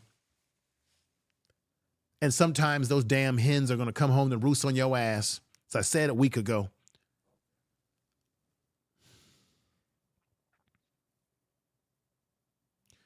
Let's check this out. This is another one from his, I'm going to put this up because some people, you need to see the receipts. This is from a man who was his personal bodyguard, Mr. Deal. He's got a YouTube channel, and he's the real deal. Okay, the real deal.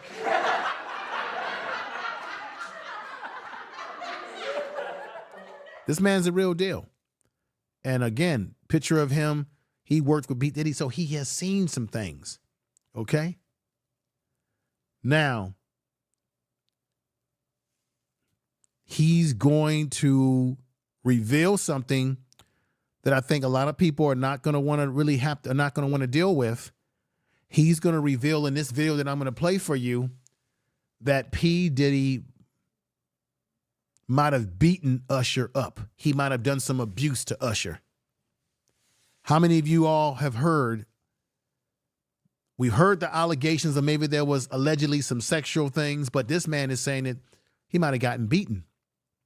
How many of you are aware of that, have heard these things before that have been put out there? But let's hear what he has to say about it. What do you mean by Diddy count? Remember? He was on one of the talk shows, the white guy with the curly hair. What's his name? You're talking about Howard Stern. You're talking about Howard Stern. That's right. That's right. The white guy with the curly hair. And he said, yo, would you send your son to Diddy camp? And Usher said, no. Ask him why he won't send him to Diddy camp. Woo. This is, let me play this, ladies and gentlemen. I'm going to stop it there where Mr. Deal says, ask him why he wouldn't send him, his family, his kids to Diddy camp. I stop it there because what you're about to hear is that interview, that quick interview that I'm going to play here. And I want to put this up here. This is very important. This is federal law allows citizens to reproduce, distribute, or exhibit portions of copyright, motion pictures, and videotapes or video discs under certain circumstances without the authorization of the copyright holder. This is called fair use and is allowed for the purpose of criticism, news reporting, teaching, and parody, which does not infringe of the copyright under 17 USC 107. Let's see what Mr. Dill is talking about right here. And I lived with Sean Puffy Combs for a year. That's the crazy thing. Now, that was L.A. Reid's idea, right? We're sending you New over York to City. something called Puffy Flavor Camp. And just so you know, L.A. Reid has been alleged to be a sex assaulter as well. I think there's been news put out there about him that he has had allegations of sexual assault against him. So here you got L.A. Reid, right, from Babyface. Remember the group The Deal with Babyface and all those guys? I left my baby at the boom boom shoom 'em up thing. I can't sing. I left my baby at the bang bang shoot 'em up movies. Remember, he used to be in a group called The Deal. I'm showing my age here with Babyface. Well, L.A. Reid became a successful mogul in his own right in the music business, and he's a man who's also been accused of sexual inappropriate behavior, and I think he still got suits against him, who sends a kid to go to Diddy's camp. And like I said before, Diddy can't keep, allegedly, his hands off of people allegedly. Unfreaking believable. And I lived with Sean Puffy Combs for a year. That's the crazy thing. Now, that was L.A. Reid's idea, right? We're sending you New over York to something City. called Puffy Flavor Camp. There you go. To learn Flavor camp. Yeah, Flavor that's what it camp. was called. And you're going to go to Puff Daddy's. He's going In the 90s, do you understand what that's like? Puffy's place was like just filled with chicks and orgying like nonstop, right? No, not really. I Come mean, on. but hey, it was curious. I got a chance to see some things. Yeah, but you were 13. What were you I seeing? went there to see the lifestyle. Right. And I saw it. And it was, but I don't know. I want to ask you something. He went there to see the lifestyle. I want to ask this question fundamentally. What parents would take their child and give him to a grown-ass man and say, here's my child, you take care of him. You let him, he can live with you for 6 months, a year, or whatever. I think he stayed with him for a year. What parents would allow that with grown man who's known to throw wild parties? Does that make any sense? Why would a parent do that? You're going to find out in a little bit, ladies and gentlemen, on this program today, why this happened. I give you the up the street and around the corner and down the block and all over the goddamn world perspective on this channel. To Information Man, please make sure to subscribe to his channel.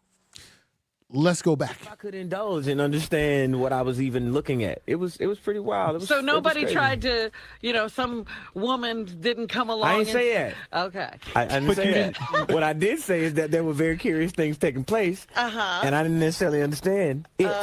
Now you notice he doesn't want to tell you what the curious things were that were taking place. I find that interesting. I don't think anyone's really focused on that. Why would he say there was curious things taking place? But obviously he doesn't want to tell it because you know why? If he told you, this is just my opinion right now, I believe that if Usher really came out and told you what was really going on, it would further damage P. Diddy's reputation. I think he's protecting P. Diddy indirectly by not giving juicy details as to what is that curiosity. Did he see him with men? Was it men on men? Was it women on women? Was it men with women? Was it an orgy with everybody? Was everybody? He's not going to tell you that because why? Because he knows that could be damaging for P. Diddy. So he's sort of dancing around it by saying, oh, I saw curious things as a kid because I went there to learn the industry.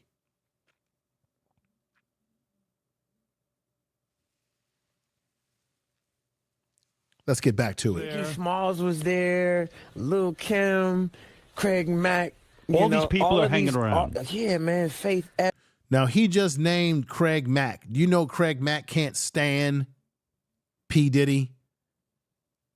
So we got Biggie Smalls, who we're hearing rumors that from the Bodyguard that, hey, he kind of wanted the man maybe not here anymore, allegedly. We know that Craig Mack, there's videos on YouTube and videos out there where Craig Mack absolutely can't stand P. Diddy. That Craig Mack has claimed that P. Diddy has ruined his career.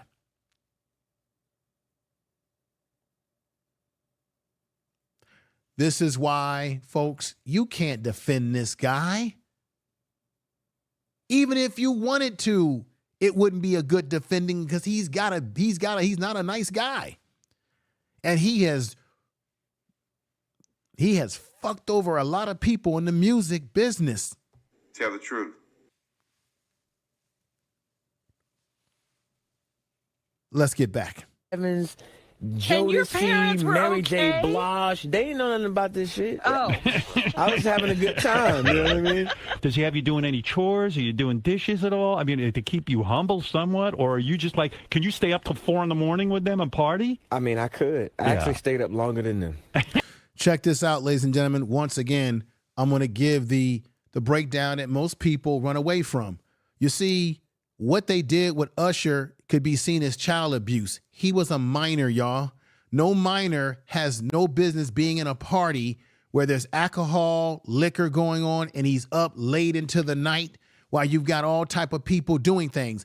I can tell you without a doubt that this young man was seeing sexual things that were going on. He was being exposed to things that if you were a parent and you were doing this with your own kids, you would be brought under certain child abuse.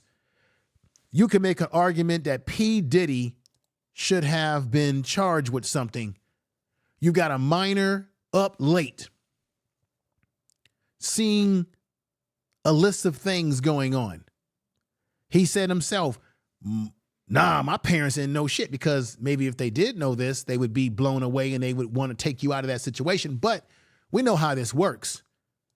You have parents that are just like the child, just like they are fans themselves. They gave this young man to P. Diddy simply because P. Diddy is a celebrity. And they believe that P. Diddy could make him a star, and that means he would make money. And if he makes money, they make money as parents too, that they benefit. This young man, I would say under those circumstances, in the trueness of the law, that was abuse. He was a minor. And ladies and gentlemen, when you find out how much younger he was than what you think he was, people kept saying, oh, he was 13, he was 14. You're going to hear Howard Stern. Check this out. Let's play it. And do you have money? What's going on? I mean, I had like per diem. I had like, you know, What like a a living. life. Yeah, it's pretty crazy. 14 life? years old. You're a dad now. Would you ever send your kid to Puff? Boom. He was not 14 years old. He was much younger than most of you realize. And you know why I know this? Because I've got the receipts. You're going to see a video very soon where Puff Daddy or Sean Combs basically exposes this. Matter of fact, I'm going to play it for you before I get back to his ex-bodyguard, Mr. Deal. Let's play this out. Camp? Hell no. See? So they asked him very clearly, would you allow your kids today to be in a P. Diddy camp? And he said, hell no. Why would he say that? Because Usher knows that there was inappropriate things that were going on in that house that he was privy to seeing, that he was around, that he knows isn't right. As an adult man today, he knows it was wrong. This is why he said, hell no. 14 years old. You're a dad now. Would you ever send your kid to Puffy camp? Hell no. See? And I lived with 14 years old. 14 years old. You're a dad now. Would you ever send your kid to Puffy camp? hell no. See? Tell the truth. This is what you're going to see. This is the Information Man Show. Make sure you hit the bell notification, subscribe to the channel, support the channel. We're bringing you some truth over here. Tell the truth. And let me let you see this video right here. You will know why there's something not right. Listen to what Usher said. He saw things. Now, Howard Stern said you were 14. He wasn't 14. Some of you think out there that he was 13. He wasn't 13.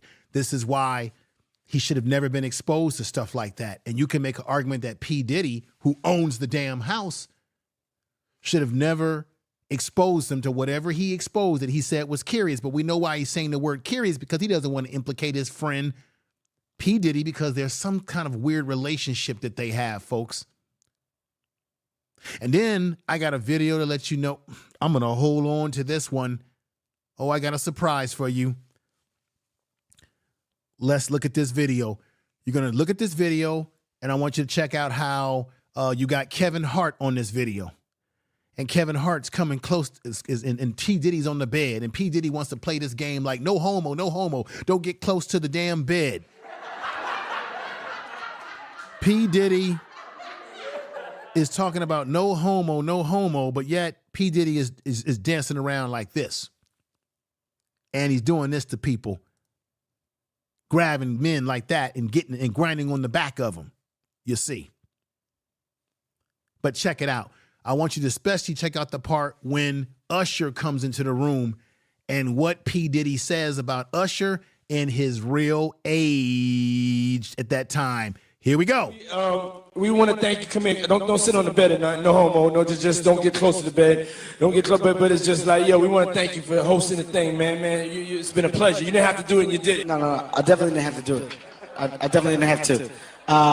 First and foremost, I'm not getting in the bed. Shout out to him and what he did. I'm just gonna, if we can, let's just put the camera a little this way, just so we're not. I don't want my shot to even I don't want it to come close to the bed at all. Usher look like he fresh off a goddamn plane. Usher. Fresh off the garden stage. That's my brother right here from day one. We used to wake up and, pause, but like that's how. You see that right there? He says, "This is my brother. We used to wake up." This is all questionable stuff here. What's going on? Wow, William 454. Thank you for being here. To love myself 100%. Thank you for being here. GT Massive. Thank you for being here. My man Blaze is in the house. Thank you. Miss Jamma is in the house. We got Hawk Smash in the house. Good to see you all over here. What's going on, Hawk Smash? I want y'all to hear this again from this port right here. Check this out. Fresh off the garden stage. That's my brother right here from day one. We used to wake up and, pause, but like that's how. You see how he had to pause because he know he was saying something that was funny, but check this out. Back in the days when he was like 10 and I was a little bit older. Boom! Usher was 10 years old, y'all. I'm gonna say this again. I'm gonna say it for the cheap seats at the ball game. I'm gonna put my megaphone on. Usher was 10 years old.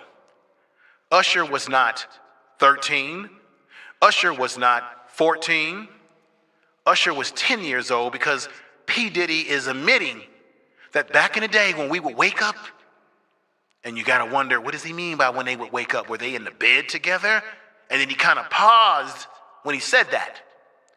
And he said, back in the day when we were in the bed, he said, pause. And then he said, well, my young brother, back in the day when he was 10 years old, because it was 10 years old, he was 10 years old when he was at that house with P. Diddy, at that P. Diddy camp. He wasn't 13, he wasn't 14, he was 10 years old. Just keep that in mind. He wasn't even in his pre-teens yet. Hear this. And hear it well. I don't want it to come close to the bed at all. Usher look like he fresh off a goddamn plane. Usher. And you see, you've got Kevin Hart, who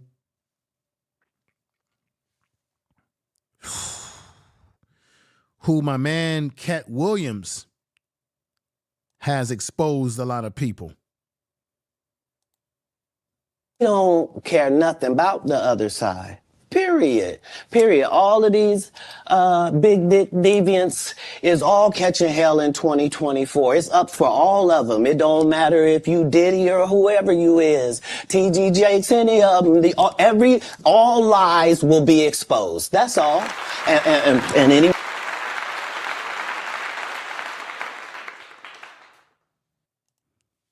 I want y'all to listen again. Garden stage. That's my brother right here from day one. We used to wake up and, pause, but like that's how. Back in the days when he was like 10 and I was a little bit older, his older brother. So you see right there, he says, back in the day when he was 10 and I was his older brother. And we already heard, I played for you when Usher was on the Howard Stern show and said he would never allow his kids to stay with P. Diddy or to be in a Diddy camp. Now let's bring it on up to where Mr. Dill is breaking it on down about what was happening, what was the real deal about Usher living with P. Diddy. This is a man who was, once again, I'm going to tell you again, if you're coming in late for this video, this is a man who did security for P. Diddy, was his personal bodyguard. Now, let's bring it on up. You saw the backstory of it. Let's bring it on up to where Mr. Dill breaks some things down that we may or may not know. Here we go. yo, why he doing me like that? Oh, he just playing with you. No, he was letting you know if I turn this up. Oops, that's the wrong video. Let me move it to the next video. I'm sorry about that. Here we go. What you mean by Diddy count? Remember? He was on one of the talk shows, the white guy with the curly hair. What's his name? The white guy with the curly hair. And he said, yo, would you send your son to Diddy camp? And Usher said, no. Ask him why he won't send him to Diddy camp. But yet and still you praise him. Damn, man. And you said that, I know you can't go into detail, but you said that it was. He's basically saying that Usher is saying he would not send his kids to Diddy camp, but he also praises the man. What was going on, y'all? Here we go. A situation where Diddy sent him to the hospital? Let Usher explain that to you. Let Usher mama explain that to you.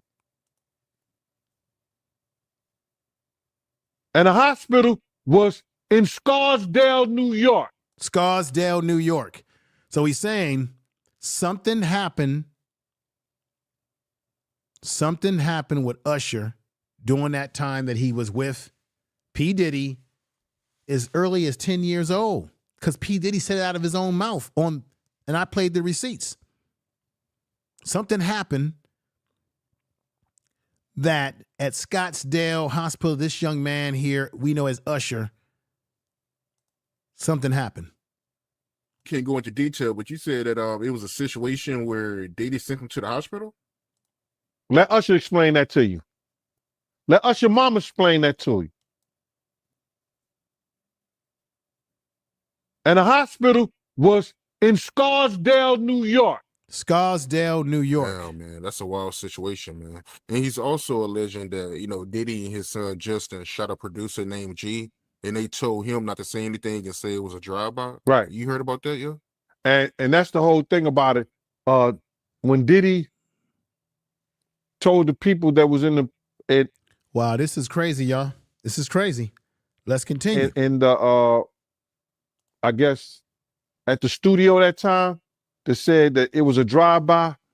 This is what the little girl, not a little girl, I'm sorry about that.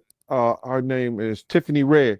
Just what she was speaking about on her thing, bro. She was saying, like, in order to get in that studio, you got to be buzzed in about 3 or 4.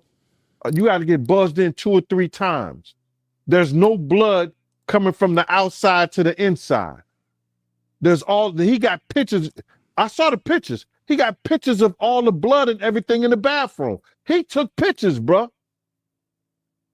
Now, Diddy is messing with an investigation of a shooting.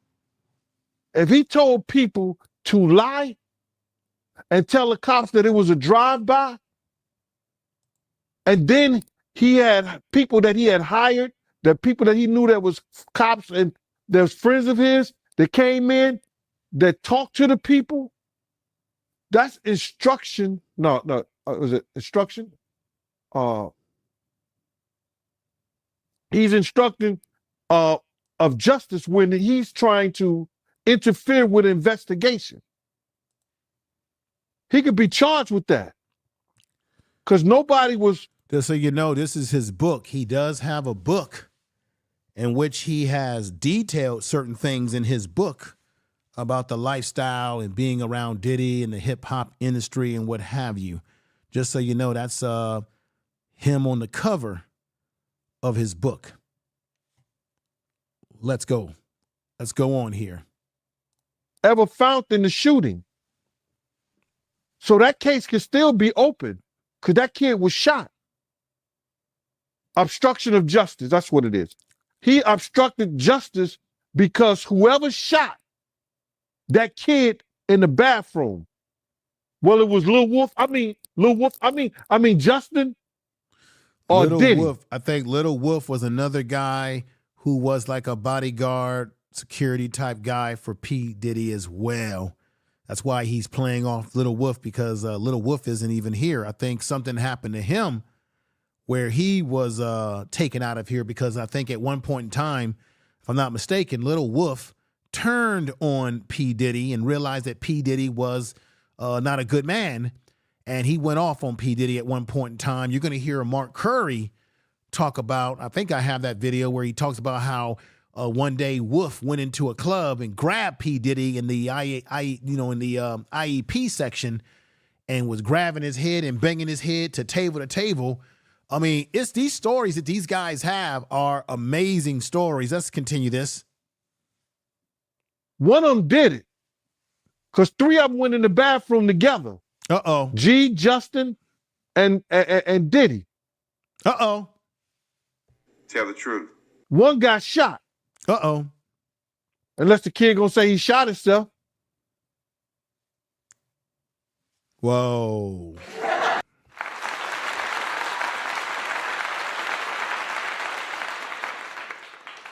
What do you guys think about what's going on here? This is crazy, y'all. This is crazy. Now, remember I told you that Usher was much younger than we think he was when he was around P. Diddy? P. Diddy taking him under his wings about learning the music business and what have you. Well, here is a video clip from his mother, and I want you to hear what she has to say. I don't like what she had to say because I feel like this is your child. This shouldn't just be about business. This is a child. And his mother has admitted that she didn't know P. Diddy. She didn't know anything about him, but yet she gave her kid to him because she said it was about business because the business was that her son to become a star. So you allow his childhood to be sort of interrupted in the name of making him a star and putting him with a wolf in sheep's clothing, who you now realize that, maybe there were some things that weren't too cool. Let's let you hear. It's only a 7-second reel from the mother. Here we go. Went to stay with Puffy. Now that was a business decision right there, because I didn't know Puffy. I didn't know. Usher went to stay with. If you did not know Puffy, then why would you let your child stay with someone that you didn't know anything about him? You didn't know him, but you said that it was a business decision. I get it. Your son's in the music business. You want him to become a star. You want him to be around someone who has the ability to get him to the top. I get it, but we can't do this with our kids. We can't take chances with just anybody because they seem to be a star to us, and we put them with our. Listen to this again. Usher went to stay with Puffy. Now that was a business decision right there, because I didn't know Puffy. I didn't know. Usher went to stay with Puffy. Now that was a business decision right there, because I didn't know Puffy. I didn't know. Usher went.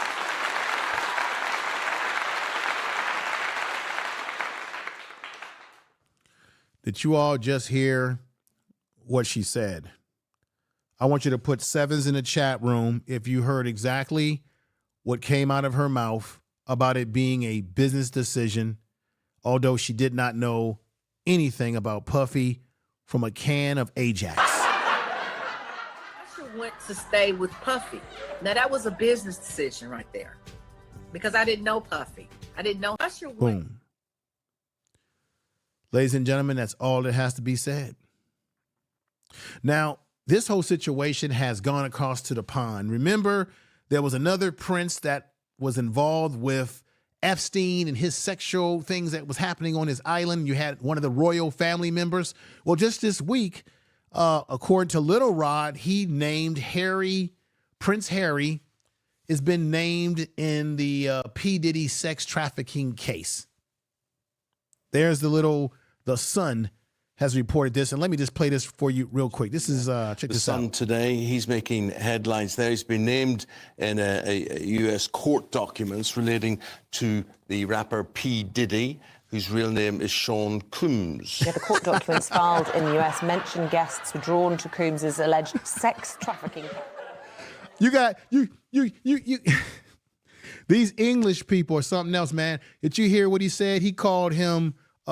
He said his real name is Sean Combs.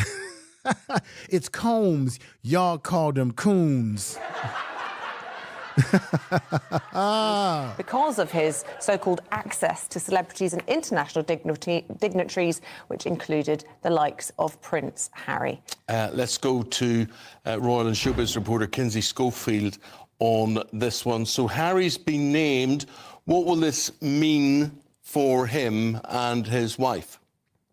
Well, I have to be honest with you. It looks like Prince Harry's being thrown under the bus here. And, you know, I'm willing to criticize Prince Harry when it's appropriate. Now, this is what the news won't tell you.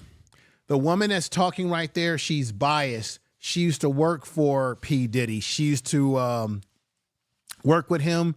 And she said in this interview, in this discussion that she had with these folks over in the UK, she's biased because she still has a relationship with P. Diddy and she doesn't see him as a bad person. So you got a young lady here who is very biased because she has maintained a relationship with this man. Just so you know, this is who they've got reporting, someone who actually is cool with him. That's not good journalism. Usually you want to get someone who's actually neutral, or you want to interview someone who's seen the dirt that the man has been doing, but now you want to bring someone on here who can do damage control for him, but then really she's on here to do damage control for Prince Harry. Now, nothing has been proven that the prince, or whatever his name, Prince Harry, has done any of these things, but I find it interesting. And check this out. Talk about his African Parks charity. I've got all day. But in this particular case, it seems like the accuser here, who is a producer named Rodney Lil Rod Jones, who filed this $30 million lawsuit in February, is trying to get attention by dropping some of these bigger names like Prince Harry's into this documentation, trying to say that Prince Harry gave P. Diddy credibility. Now, the only time Prince Harry and P. Diddy are photographed together is in 2007 at an event honoring Princess Diana. The last time I could find Sean Combs talking about Prince Harry is in 2011 during a Graham Norton interview where he's joking, and he clearly has no relationship with him. There's no proof that Prince Harry has nurtured any type of relationship with Sean P. Diddy Combs. And as somebody that's worked for Diddy, I can assure you that he doesn't need Prince Harry. Boom. Didn't I tell you? I told you she's pretty much in the know with him. Let's go right here to the next video. This is Mark Curry, who was a rapper in the Bad Boys. I think he was around doing the Bad Boys label, maybe even Uptown as well. How many of you are familiar with this brother, Mark Curry, who was a rapper? I think he was under the Bad Boy banner, and definitely he said that P. Diddy contribute to ruining his career in rap and ruining him in terms of his attitude and things that he really wanted to achieve. Let's hear what he had to say, because once again, this is a man who knows the man, who was around the man and saw a lot of stuff. So this isn't something that's coming from somebody who wasn't around, who didn't know who the players were, who was not around what was happening, a man who's seen the parties, been there. Let's give it to Mark Curry again, who's being interviewed here. Check it out. She claims that her and Diddy had freak-off sessions where they would get a male prostitute in. You talking about the freak-off session where they used to do in the studio and all of that over different entertainers' houses and stuff? Where they be Tell the truth. Tell the truth. Woo. Now, Mark Curry, you could tell he's a real brother from the community because he didn't even talk. He didn't even give he didn't even he didn't come off like professional. He just said, you mean where they would have sex in the studio, to freak off in the studio and at other celebrities' houses? Woo. Woo. Down to earth black man here. Where they would get a male prostitute in. You talking about the freak-off session where they used to do in the studio and all of that over different entertainers' houses and stuff? Where they be having them parties where they won't invite you to? And they be like, we having a party tonight, but this ain't your kind of party. You be like, yeah.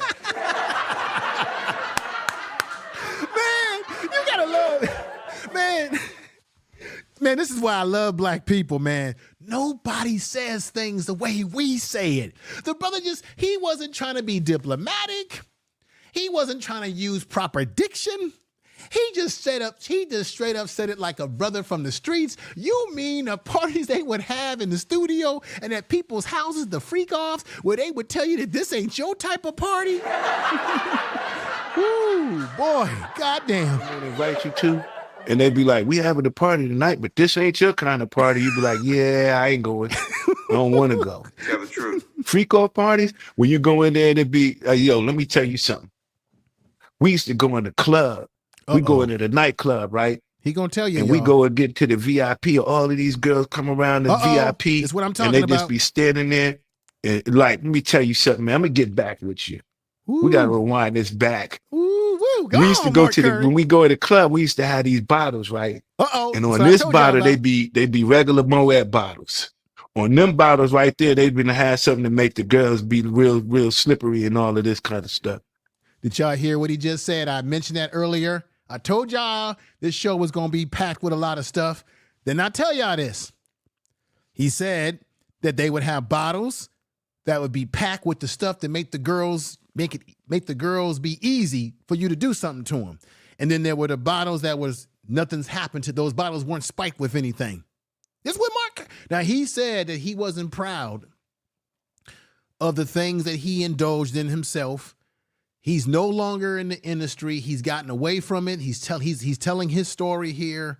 But man, this is raw and uncut. Damn. So when you get up, they be like, don't touch them bottles right there and only drink them bottles right there. So we already knew what the drill was. You just don't mess with them bottles, right? Then all of the girls is in the club after a while. They all running, opening up their mouth like little birds. He was running around just popping pills in their mouth. Pop, pill. And then that was the party. Did you hear what he just said?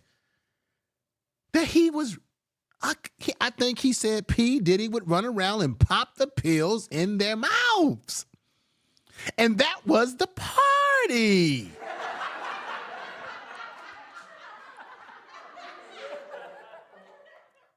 This shit is crazy. Let's continue. But all of the females that was in it, that's what they wanted. That was what it was part of the hip hop culture. We ain't see nothing wrong with it until Bill Cosby got in trouble. He did one too many. Man, look. Let me tell you something. I don't mean to cut you. This funny. I used to, we used to be on the road, you'd be like, yo, let me go with my puff room, see what they doing. And you knock on Puff door, he'd be sitting there damn near butt naked. You ever just had a grown ass man answer his hotel door butt naked and they'd be like, come on in? You'd be like, I'll come back.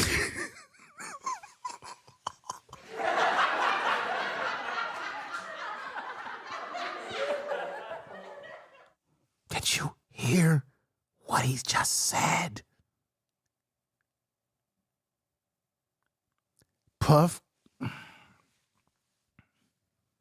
P. Diddy, ladies and gentlemen, had a reputation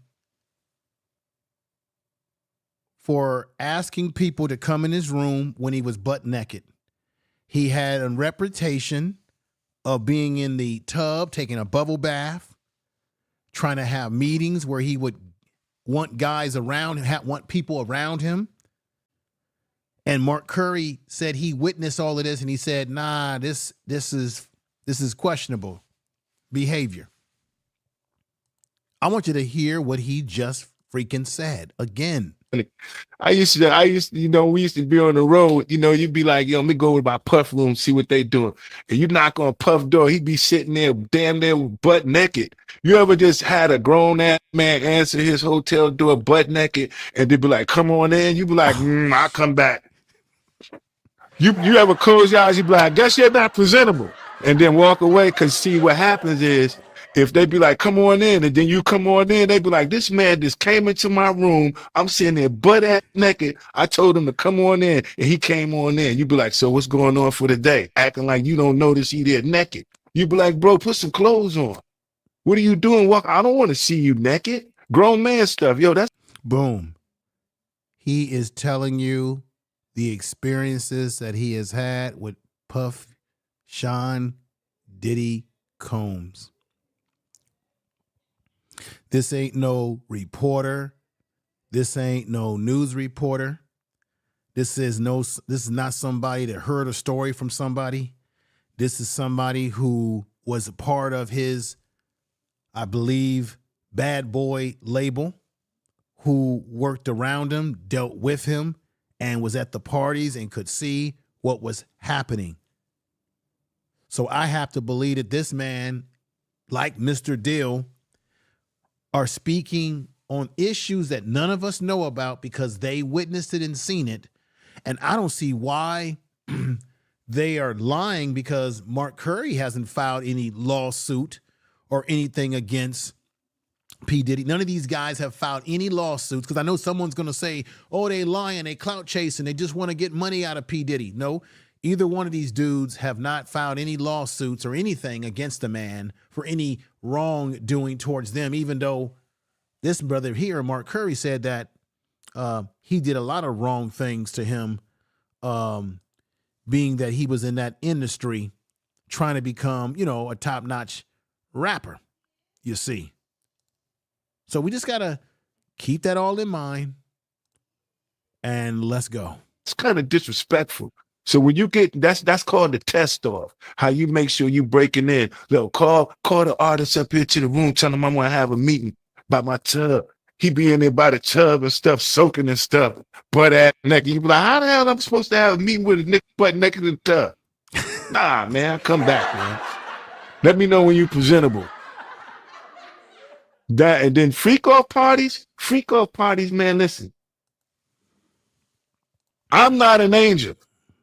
So he admits that he's not an angel, but listen to what he says here.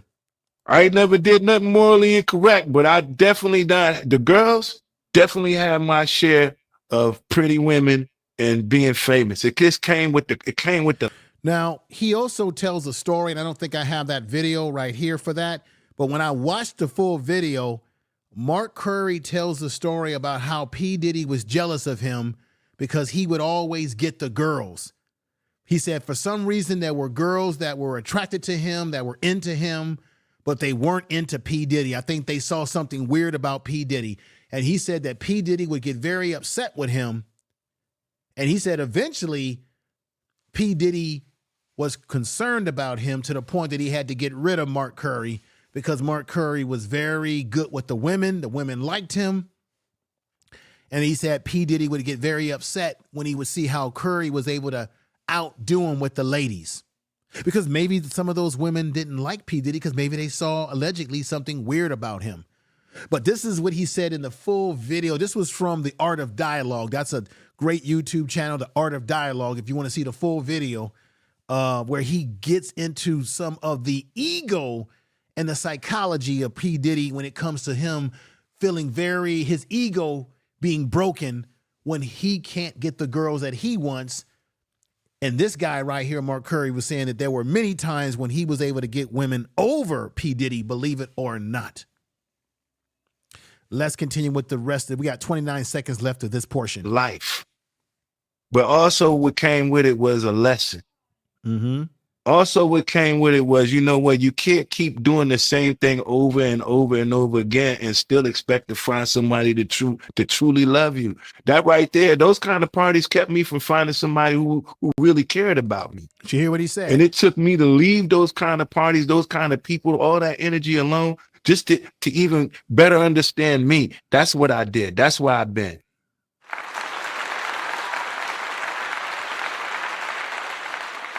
I think it's very deep what he just said right there. He said it took that experience for him to realize that that was not the lifestyle that he should have been living.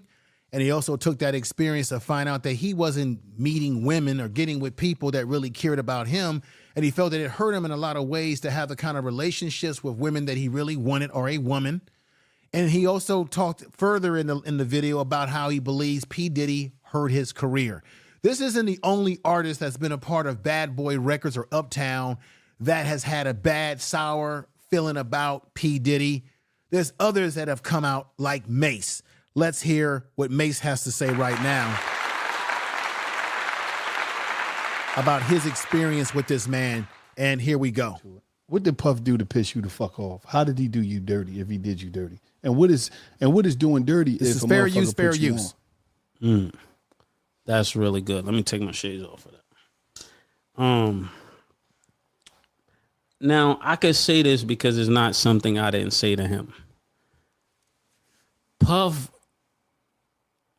how do I want to say this? Me and Puff was like, I felt like I did more than I got credit for, more than I got paid for. You felt, or did you do that? Because you said felt, like okay, feeling. let's clear that up then. You saying you feeling that? No, but we're did gonna you- keep it with because I'm trying to be nice. I never got paid what I was worth, and I never got the respect I was worth. So the disdain that I got for Puff. Did you hear what he said? He never got the money that he was worth. He never got the treatment that he was worth. And I believe he's going to go into an area where he says he felt that Puff stagnated his career. He never felt that Puff or Sean Diddy Combs really wanted him to grow and be successful and spread his wings more deeply. Let's hear this. Let's hear this. We're gonna keep it with because I'm trying to be nice. I never got paid what I was worth, and I never got the respect I was worth. So the disdain that I got for Puff is more like, you trying to keep me here, nigga. I'm not here. All my peers is up here. All my peers are bosses. When it's time, just like somebody raised somebody up, you know they did work with you. They go from your little man to maybe A&R to something else. He just kept trying to keep me right here, like he didn't want me to grow at anything. Ladies and gentlemen, I want to thank everybody in the chat room. You're hearing what he's saying. BTK Killer, Jonathan Kidd, a view is a view, says very interesting. Moon is in the house. We've got more for you. I want you to check this out. This is another young man. I think he goes by the name of YK Oasis. He reveals how Diddy ruined his career. This is what interesting I find. You know, a lot of these young men that you see in the rap game, there's a lot of them who really don't want to be in a rap game, but they're simply doing it to feed their family, to make as much money as they can. And this young man, YK Oasis, YK, is going to explain that he really didn't want to. He said, I really want to get out of this industry.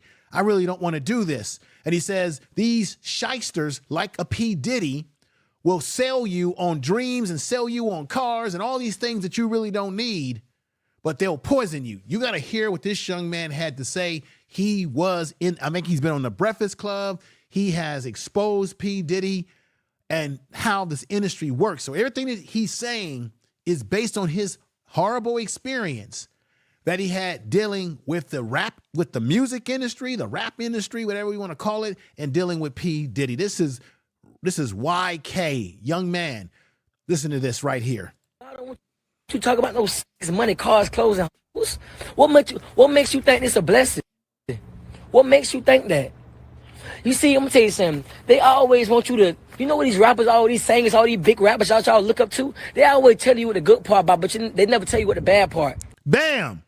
This young man is giving wisdom more than he really knows. This is a young man. He looks like he might be a Z generation. He's telling you, a lot of these rappers are telling you things that are not really in your best interest. They're not telling you the truth about the industry. They're not telling you the truth about what's really going on. This young man is telling the God's honest truth. You see, I'm gonna tell you something. They always want you to, you know what these rappers, all these singers, all these big rappers y'all look up to? They always tell you what the good part about, but they never tell you what the bad part. And that's crazy, man. Yeah, they got all this money, but they dealing with emo spirits. They dealing with themselves. They dealing with, man, come on, man. This young man, I would there, believe it or not, there are a lot of young rappers out here like this young man who are saying these things or feel this way. Let me say this, that feel this way, but have not come out and said it simply because they know that they need to do the job to make money. But it lets you know that a lot of this stuff that you see in the entertainment industry, the rappers, the music, a lot of this is facades. Like I said earlier in this podcast, a lot of these guys try to act like they're tough, they're strong, and then behind the scenes, they're engaging in stuff like this. Birdman and Lil Wayne kissing, right? And instead of them coming out and just being honest about their sexuality, they want to still push the narratives. This is Lil Baby right here. They want to push the narratives. That's Lil Baby being sandwiched. They want to push the narrative. This is at I think a P. Diddy party, right? And we know that there's somebody else who went to a P. Diddy party and got the hell out of there. And we know that man as Denzel Washington. Listen to this silent clip. Look at this silent clip. That's him. Now, this clip that you're looking at, this is apparently he went to a P. Diddy party and people believe that Denzel Washington left because he saw something that disturbed him. And it was reported that he never went back to another P. Diddy party ever since. There he is in the car. This is footage. There's people that it is documented that it was a P. Diddy party that Denzel went to. There he is leaving. And as again, people have reported that they believe, this is alleged, that he saw something that was disturbing to him and he got the hell out of there and has never gone to a P. Diddy party since. That's Denzel. Let's get back to the other video that we were just on with the young man YK, because he was speaking wisdoms and pebbles of wisdom. Like, dude, like, y'all don't understand, man. Stop saying that it's a God blessing. This is not from God. This is not from God. Business, and I'll be honest with you, bro. I want to get out this music industry because this is not for me. But boom. He says, I want to get out of this music industry because it's not for me. But then hear what he says next. This is fair use, fair use. I do it because I feed my family. But I don't want to be in this. This is not what God want me to do. God don't want me to do this. But once again, I just wonder how many young men like him that are rapping feel the same way, but they don't want to come out and say anything because they don't want to be criticized and have their career hurt if they come out and expose the industry. How many young men are out there on these videos rapping and doing all kind of ratchet stuff? Not just young men, but young ladies as well. But they're only doing it because it pays the bills. It puts their family in a better lifestyle financially. Let's continue what the young man is saying. I do it to feed my family. And I want to get out this. I want to get out of the music industry because, yes, you go through pain. You go through this because this is what the devil wants you to go through, to destroy yourself. To destroy yourself. Did you hear what he said? This is what the devil wants you to do, to destroy yourself. You could tell he may be, sounds to me like he's got a somewhat of a religious confliction there. This young man probably, who knows, he might have grew up in the church. Maybe he comes from a family that's very religious and they're telling him, hey, you got to get out of this business. I don't know. But because he's talking about this is not what God wants me to really be doing.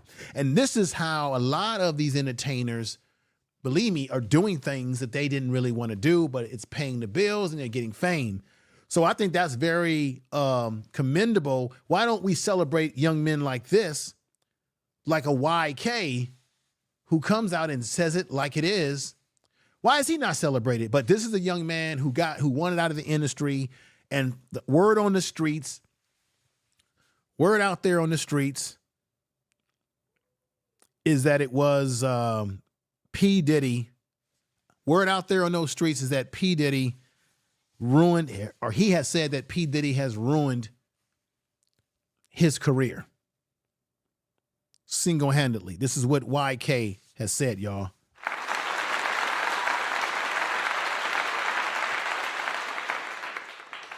This is truly crazy. Let's hear Kanye West go on a rant when he was on the Champs Drink or whatever they call that podcast. And he really said, so this is on Revolt, which we know Diddy owns.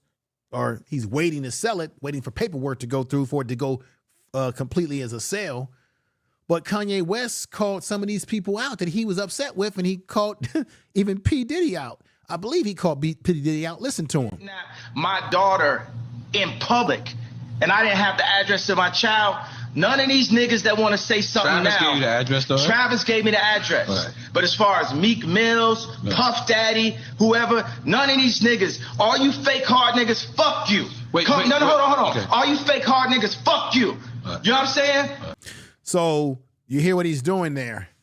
He's calling out Meek Mills, who Meek Mills there's been some innuendo that Meek Mills and Puff Daddy might have something allegedly going on of a sexual nature. Allegedly. That's what's been put out there. We don't have the complete proof, but we do have video that is suspect, and I've got some video that's very, very suspect. Okay? Obviously, you see Kanye West saying that these are fake tough guys. These niggas is fake. They didn't have my back. So Kanye West is basically saying they didn't have his back. Puff Daddy didn't have his back. Let's listen to that again. Kidnapped my daughter in public, and I didn't have the address to my child. None of these niggas that want to say something Travis now. gave you the address, though, right? Travis gave me the address. Right. But as far So basically, remember, he was having problems with Kim, and he's having issues about where his kids were at. And he's saying that people who had the information didn't come to his aid. He said Travis did, but niggas, he said people like Puff Daddy and the Meek Mills niggas, as he said out of his own mouth, they didn't do anything for him. Tell the truth. So he's pissed off. As Meek Mills, Puff Daddy, whoever, none of these niggas, all you fake hard niggas, fuck you. Hold on. Okay. All you fake hard niggas, fuck you. You know what I'm saying? I don't give a fuck because you can't shoot nobody anyway. And the reason why you got talks because you did a deal, you fucking fed. You know what I'm saying? That's why. Woo! You see what he just said there? How many of you heard that? Is he accusing P. Diddy of working with the feds? He said, "You a fed." Let's play that back again. Is that what he said? Listen. Fuck you. Hold on. Okay. All you fake hard niggas, fuck you. You know what I'm saying? I don't give a fuck because you can't shoot nobody anyway. And the reason why you got talks because you did a deal, you fucking fed. Is he saying that P. Diddy cut a deal? Or is he talking about Meek Mills cut a deal with the feds? Because remember, Meek Mills went to jail. And then you had the Al Sharptons of the world. Remember, Al Sharpton allegedly was working for the feds. He was an agent. Allegedly, Al Sharpton. And remember, Al Sharpton was one of the ones who jumped out of the window to try to help Meek Mills get out of prison, right? So is he talking about Meek Mills cutting a deal or P. Diddy? All of it is very interesting. You tell me in the chat room. Peace to everybody. And I see we got my man, we got Peggy Roster. We got the Gray Pill Podcast. Wow, William 454. So while Williams is saying Cheeks Mills. Yeah, because there's a rumor that maybe P. Diddy has been clapping Meek Mill's cheeks, allegedly.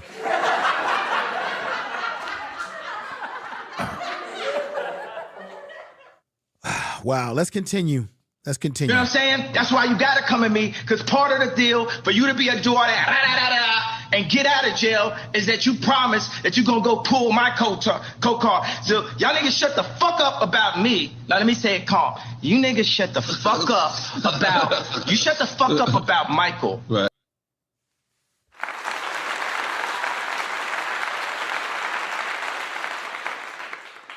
Woo! Kanye West was really going in there. He was not happy. And let's get to the next video here. This is, man, this is some powerful stuff here we got. Wow. Now, let me talk about my man, 50 Cent.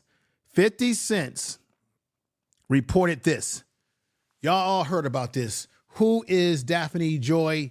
Meet 50 Cent's ex named in Sean Diddy Combs sexual assault lawsuit. So the allegation is that she was one of the sex workers or one of the women that were willing to sleep with the men at the party. And P. Diddy put out 50 Cent put out a tweet. Now, him and P. Diddy used to be good friends back in the day. Let me show you right here. See, this is back in the day right there, right? Tell the truth. They used to be real cool. 50 Cent trolled his ex online after the lawsuit surfaced, right? And here she is again, right here with 50 Cent's Puffy Combs. They're saying that she worked for Puffy Combs. He has a son with her. That's the son right there. Joy welcomed her son, sir, with the candy shop rapper. Okay, and then check this out. Here she is with P. Diddy. What's going on here, y'all? What's going on here? Tell the truth. There she is, according to news lawsuit. Joy was allegedly one of 3 women that Combs bragged about paying monthly striptease. Meaning, I guess he was paying her, right? She was, right?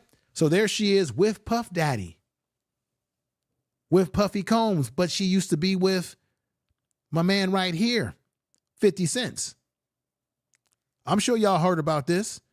And then look at right here. 50 Cent said this. 50 Cent said, "You moved a mile away in hopes of having another baby with me, but I was busy, so you moved back. Then you started receiving money from Brother Love," meaning Sean Puffy Combs. "Now here we are, little sex worker." He calls her a little sex worker. Tell the truth. Wow. This is from his Twitter. And then here goes some more right here. This is from 50 Cent. 50 Cent, "It is what it is. See you in family court." So he's going to get his child. "See you in family court, you sex worker." This is from 50 Cent's. This is 50 Cent who wrote this. These are clips from his own social media. I think this is either from Instagram or it's either from Twitter. 50 Cent reportedly seeking sole custody over son after ex Daphne Joy was accused of being Diddy's sex worker. Wow, y'all. This is crazy. Tell the truth. This is crazy, y'all. This is crazy. And then here you got Diddy up here at one of those old crazy little events that they go to when they dress all wild, looking like a black vampire. "Oh, I want to suck your blood. Let me suck your blood. I will call you. I will call you. I will call you Black Dealer."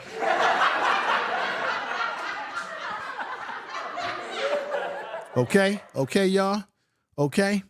Wow, this is crazy. But check this out. 50 Cent said that he went to a party. This is a clip from it. He went to a party and he didn't like the way P. Diddy was kind of like rubbing up on him. I mean, he said, "Man, we do a little bro hug, but now you trying to hug me from the front and then you trying to get me from the back." He said this at one of his concerts. This is 50 Cent, and him and 50 Cent have been going back and forth with each other for a number of years from where they were when they were friends. Check this out, y'all. They can hug you from the front and the back at the same time. What the fuck you talking about? I mean, look, if you into that, I'm fine with it. To each his own. I'm just saying this shit, my motherfucking kind of party. You know, like, it's uncomfortable. I think I belong in the girls' barefoot. Tell the truth. And shit like that is going on. Right? Ooh, let's hear that again, ladies and gentlemen. Y'all got to get the full effect of it. It's only a 26-second clip, but he's simply saying he went to a Diddy party and he felt like he was a woman by the time because of the way they were getting him in the front and getting him in the back. He said P. Diddy was putting hands on him from the front and the back, and he was like, "Wait a minute now. I don't have a problem if you are a gay man, if that's your lifestyle, but I don't roll that way. So, man, why are you hugging up on me like that?" And men that are heterosexual, we don't do those sort of things. Now, this is no shade to people that are gay, who like people of the same sex. That's your business. Do what you got to do. But what I'm presenting here is that these guys are actually probably gay themselves, like a P. Diddy, allegedly, but they're trying to shroud themselves. They're trying to hide and act like they're manly, but they're doing things behind the scene. Why don't you just come out and say who you are? I mean, anytime you've got celebrities like this that are saying, "Look, he touched me. I didn't appreciate it. I didn't like it. It's not what I'm into." Something is afoul, man. Tell the truth. Listen to this again. Nigga hug you from the front and the back at the same time? 50 Cent said, hug you from the front and the back. Ooh, where's that picture I got? Let's show Little Baby. Where's that picture with Little Baby being hugged from the front and the back? That's Little Baby at a allegedly at a P. Diddy white party, right? And then here he is again. You know, why are these men, I'm asking the question, why are these men so up on him like this? This is Little Baby. All right? And then you hear 50 Cent say this, y'all. Nigga hug you from the front and the back at the same time? Fuck you talking about? I mean, look, if you into that, I'm fine with it. Teach his own. Teach his own. I'm just saying this shit, my motherfucking counterpart. You know, like, it's uncomfortable. I think I belong in the girls' barefoot. And shit like that is going on.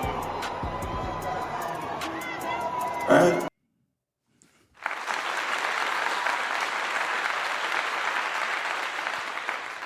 Here you have a picture, perfect example. P. Diddy is getting close to this guy right here. I don't know who this guy is. He's probably somebody in the entertainment business. And then you see P. Diddy grinding him to the backside. What the hell is this? You know, just like the man said. Hug you from the front and the back at the same time? It's crazy, but it is what it is. It's out there for the whole world to see. Wow.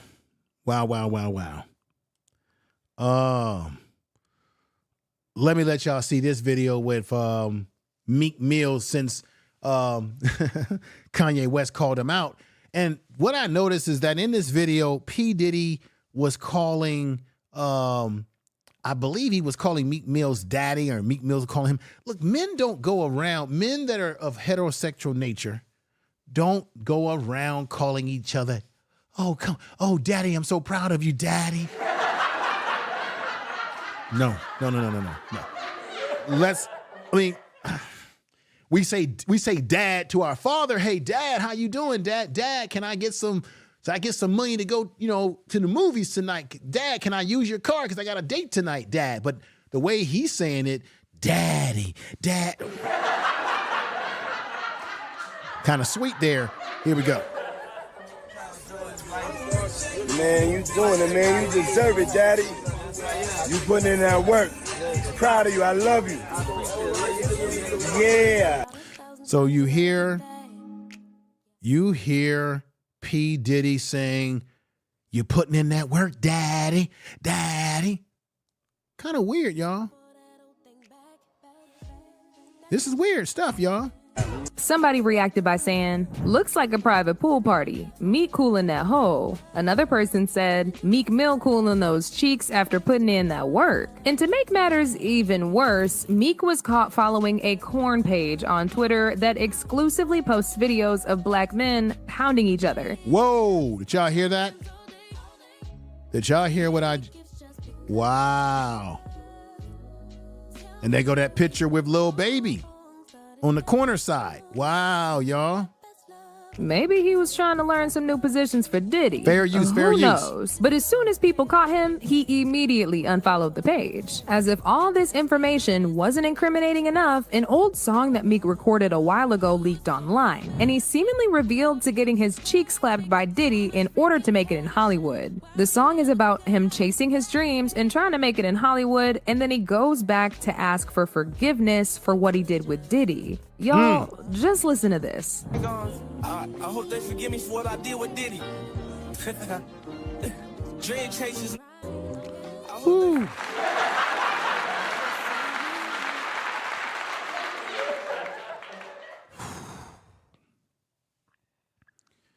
Meek Mills is basically saying in that video or that song, I hope they forgive me for what I did with Diddy.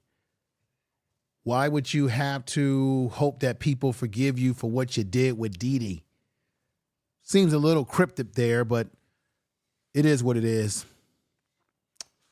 Let's hear from my man, Uncle Luke, who says, where is Diddy's friends? Why haven't they come out to support him? Check it out. I'm wondering where all Diddy friends at. All the people who made money off of Diddy. Where's all his friends? All the people who sat there, ate off the man. Nobody is coming to his aid. I mean, y'all tell me how y'all feel about the Diddy situation. I don't like people piling on. You know, the man going through something. Everybody had their day in court. You know, he's going through some deep shit. And for people to be out there piling on the man, that's fucked up. You know, I don't wish that shit on nobody. It's obvious. I want to say peace to Jonathan Kidd. I see we have Deborah Guns here. Tiffany Jackson, good to see you. We've got Just Bobby Bowman, good to see you here as well. I'm glad to see everybody in the chat room supporting the program today. We're getting close to conclusion. That he has some situations happening. And people are out there and you got to deal with it. Right. But I'm curious to ask y'all something, right? When the last time here it comes, y'all seen any federal organization raid a motherfucking house in the daytime? In the broad daylight. They normally come, when the feds come, they be like 4 o'clock in the morning when you sleep and shit. And then, don't they raid your house? And they have a search warrant and they have something, they want to lock you up? First of all, Uncle Luke, in order for them to have raid his house, they had to have a search warrant from the very get-go, brother. Hello? And as far as them raiding houses, the feds can raid you anytime they want. They can raid you in the morning, like you said. They can raid you at night. They can raid you in the damn daytime. See, the problem is that you're watching too many damn movies. This is not a movie. This is real life. That's kind of interesting to me. You know, they all the guns and the tanks and shit for some cell phones. I know I'm from the hood, and I know, boy, back in the days you were doing some wild shit. Then you had to worry about them people coming at night, at early in the morning. You know what I'm saying? They come while your ass sleep, and then they come and get you. Cause they want to have a conversation with you. Even in the movies. This is not a movie, Uncle Luke. It's not a damn movie. Your whole ideology comes from movies. Listen to this shit. In the fucking movies they raid at night. Broad daylight, 12 o'clock in the daytime.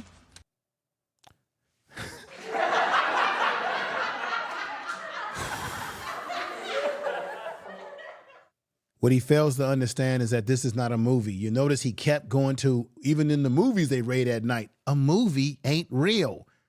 A movie is a script with actors. The shit that happened to him is real shit. Come on, Uncle Luke, my God, man. Take your Geritol.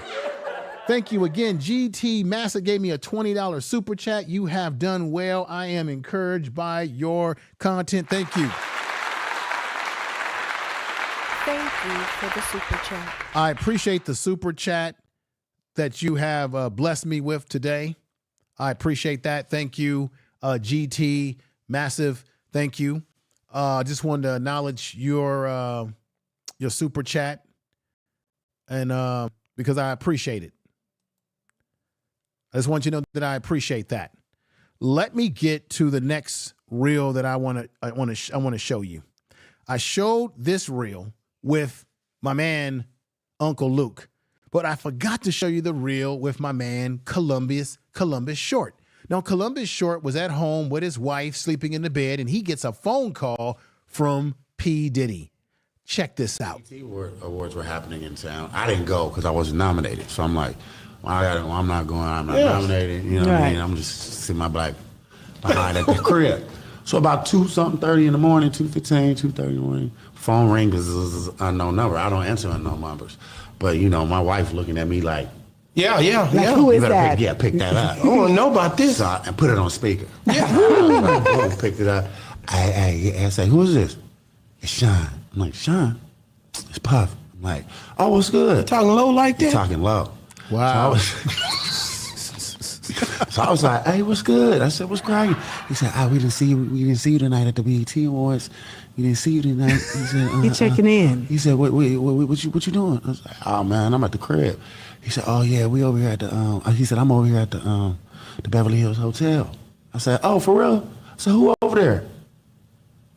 Just me. What? Come on, man. That man ain't saying. You serious? He said, just me. So my wife, I'm over here on the suspect list. What the hell? So I'm like, nah, man, I'm in bed, bro. I'm good. He's like, I and just hung up. So you heard Columbus Short from out of his mouth. I didn't make any of this stuff up today, ladies and gentlemen. He said that he was in bed with his woman, his wife. He gets a call. She says, put that damn thing on speakerphone because who's calling you at this time of the night? And he says that P. Diddy's on the phone talking in a very low voice, talking about, I'm at the Hollywood Hotel. Well, who's over there? It's just me. So he thought that Columbus Short was going to come over there with him by himself in a hotel when everybody knows his reputation. So Columbus Short says, look, he was trying to get maybe in his mind, P. Diddy trying to get my booty. Booty. All I think about is booty.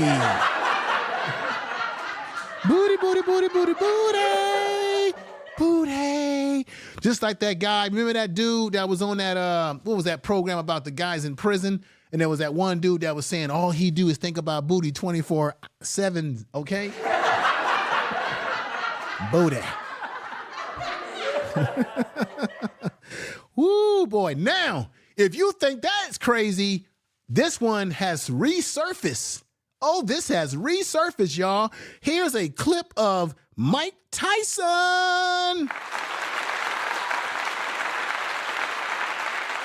You see, Mike Tyson was on the Ivory Wayne. Remember Ivory Wayne from Kenny Wayne had a show on TV back in the day? Mike Tyson moves P. Diddy's hand in an awkward resurfaced clip. Mike Tyson had to move P. Diddy's hand away from his leg during an awkward interview. It had been claimed after an awkward clip resurfaced. Well, if you want to see that awkward clip, I've got it all diced up for you. Here we go. This is fair use with the purpose of education, news reporting, parody, critical thinking. This is the clip right here. I want you to watch exactly what Mike Tyson does. And I want you to look at P. Diddy's face. Like you could tell he messed up. He had that look on his face like, oh shit, when we get behind the green screen, is he gonna knock my ass out? Watch this, y'all, watch this. It truly is about the Benjamin, as we see. Oh yes, he's glittering. It truly is about the Benjamin. Yeah. Well, now when we come back, we're gonna talk more with Puffy, and if you want to hang out, more than welcome to stick around, my brother. All right, we'll be right back with more right after this. It truly is about the Benjamin. What? You see right there, he's moving his hands because apparently he was doing something that Mike Tyson wasn't comfortable with, and people believe it's something of a sexual nature or some message he was. But Mike Tyson clearly moved his damn hand away from his leg area on that couch. We see. See, still got the hand. Oh yes. And he placed it on his person. And then watch how Mike Tyson turns his body around to kind of position himself further away from P. Diddy. Boom! See that? And he's still looking at P. Diddy's hand, right? Watch. And then look at how Tyson pops his suit jacket around. God damn, Tyson, shit. God damn. And watch this. Well, woo, and then look at Tyson distanced himself from P. Diddy, moves away. Now, when we come back, we're going to talk more with Puffy, and if you want to hang out, more than welcome to stick around. And look at his face. Look at his face. Look at how he's looking. He know he did something wrong. Look at his face. Brother. Look. He know he did something wrong. Look at that. Right back. And look at him. He know he did wrong. Putting hands on Mike Tyson? Are you out of your mind? Watch this one more time. It truly is Boom. Mike Tyson's about to grab his hand and remove it. about the Benjamins. He said it's truly about the Benjamins. Okay. And then look, he removes the hand. Oh, yes. And he puts it right there. Look at him. He's looking at the hand. He's glittering. And then Mike Tyson begins to say, I'm going to pop my ass over to the farther side of this couch from this freakazoid. The freaks come out at night. The freaks come out at night. Freaks come out at night. Freaks come out at night.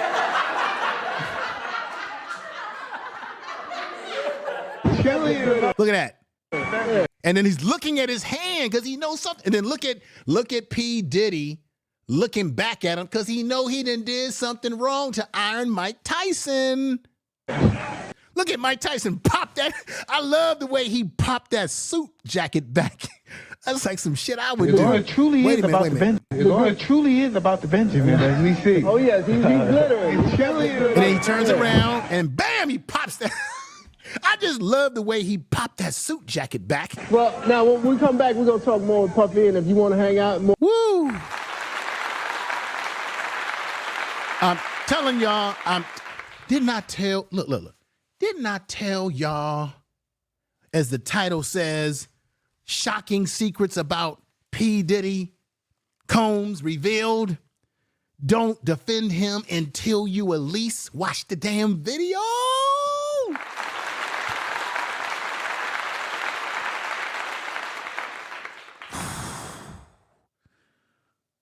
Let's get to my man again, who comes up. Here's the conspiracy theory about him filing a lawsuit against these liquor companies. And there could be some validity to this because these corporations are very powerful. But here, Uncle Luke again. They put you up on a pedestal.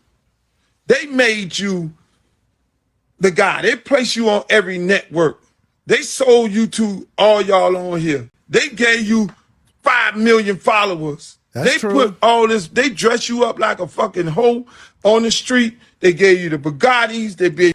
Everything that he's saying is true, but still, even if they give you all of that, you still have a choice to make as a grown-ass man. See? So all those things that they give you in show business don't mean you got to go do stuff to hurt and harm people. You still don't have to do that. Okay? They're not making you do that. You're doing that because that's your personality. That's who you are. See, money doesn't, it's not money that's bad. Money just allows people who have already a bad attitude to be worse. So if you already got a bad attitude, a bad character, you've got a personality issue, then all money does is allow you to enhance your evil personality. It's not the money itself that makes you evil. You already have to have the character in your personality. The money just helps to enhance what's already in your personality prior to you even getting the goddamn money. And the fame and the power. The mansions on 2 different coasts. They put you up on a pedestal because they need you. It's like some pimp shit.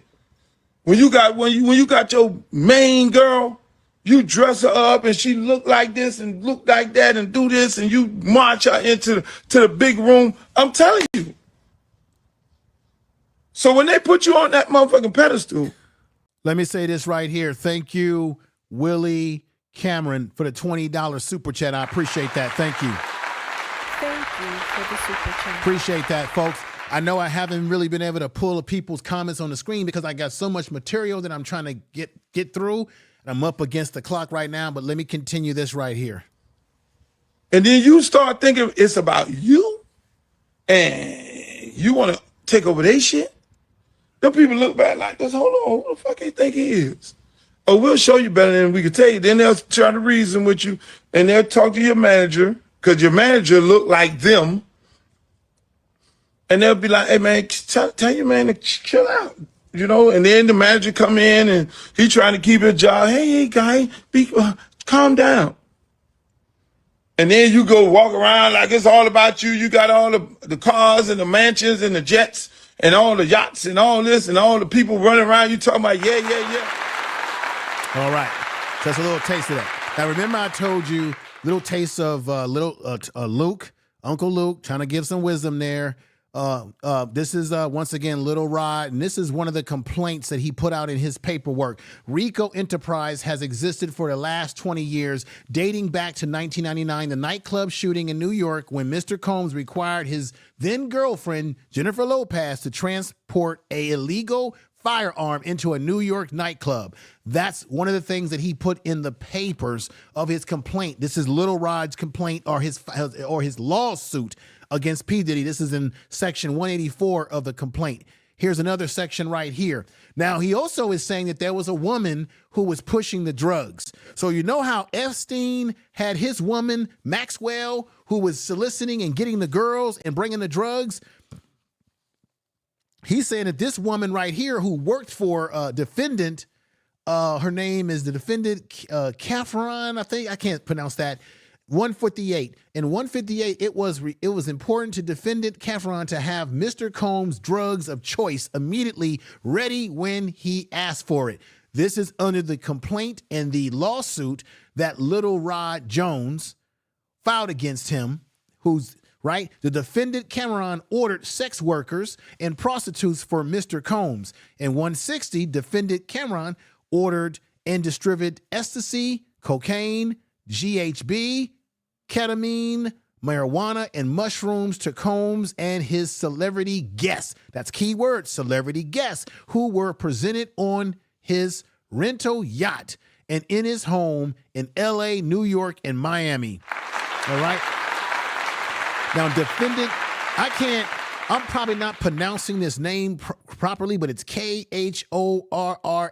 This is a woman who he says, this brother right here in his complaint, this is Little Rod's complaint. Little Rod right here, who you see right here, this is what's in his complaint against P. Diddy, saying that this woman was operating just like Maxwell, who was soliciting women and bringing the drugs and whatever else they were doing. He's claiming that this woman right here in the complaint that he has was on the same type of level. Okay. This is what he's talking about. And here's a picture of him and P. Diddy together. I guess in the studio or wherever the hell they are. That's Little Rod. That's P. Diddy with him. Once again, Little Rod has a $30 million lawsuit against P. Diddy. Okay. I just wanted to bring some of those things up because I'm getting close to the end of the program. Let me read this part of the indictment or the charge or the lawsuit, not indictment, but the lawsuit that Little Rod has against Puffy Combs. Mr. Combs was known for throwing the best parties, affiliations with, and or sponsorships. Mr. Combs' sex trafficking parties gained a legitimacy and access to celebrities such as famous athletes, politicians, figureheads, artists, musicians, international, people like in Great Britain, which is why he put Prince Harry in this stuff of the royal family, Prince Harry, and so on and so forth, ladies and gentlemen. So that's why he threw that in there. Just wanted to get to some of this stuff that I didn't get a chance to get to or get a chance to talk about. We got a lot of crazy things going on in our world today, and I just want to make sure I get to that. Now that you heard that, let me get to my last piece of our program today as we get ready to end the program. Let's listen to my man Ed Lover, who was on, you remember MTV Raps? Here is Brother Ed Lover and what he had to say. But I believe what I just saw Uncle Luke say earlier today, that this is a machine coming after this dude. Yeah. Like, I think, and I said this publicly, and now for the first time, I'm going to say this on my podcast, I think it's Diageo. Really? Diageo is fucking powerful. These people put money behind political campaigns. They're the second or the third largest alcohol distribution company in the world. Right? And Suntory is one of them too. Yeah. But Diageo is big. Puff made a lot of money for Diageo and with Diageo with Ciroc. Ciroc became so big that Diageo was fine with people thinking it was Puffy's liquor and never was. Yeah. Well, then here comes the De Leon. The De Leon. Right.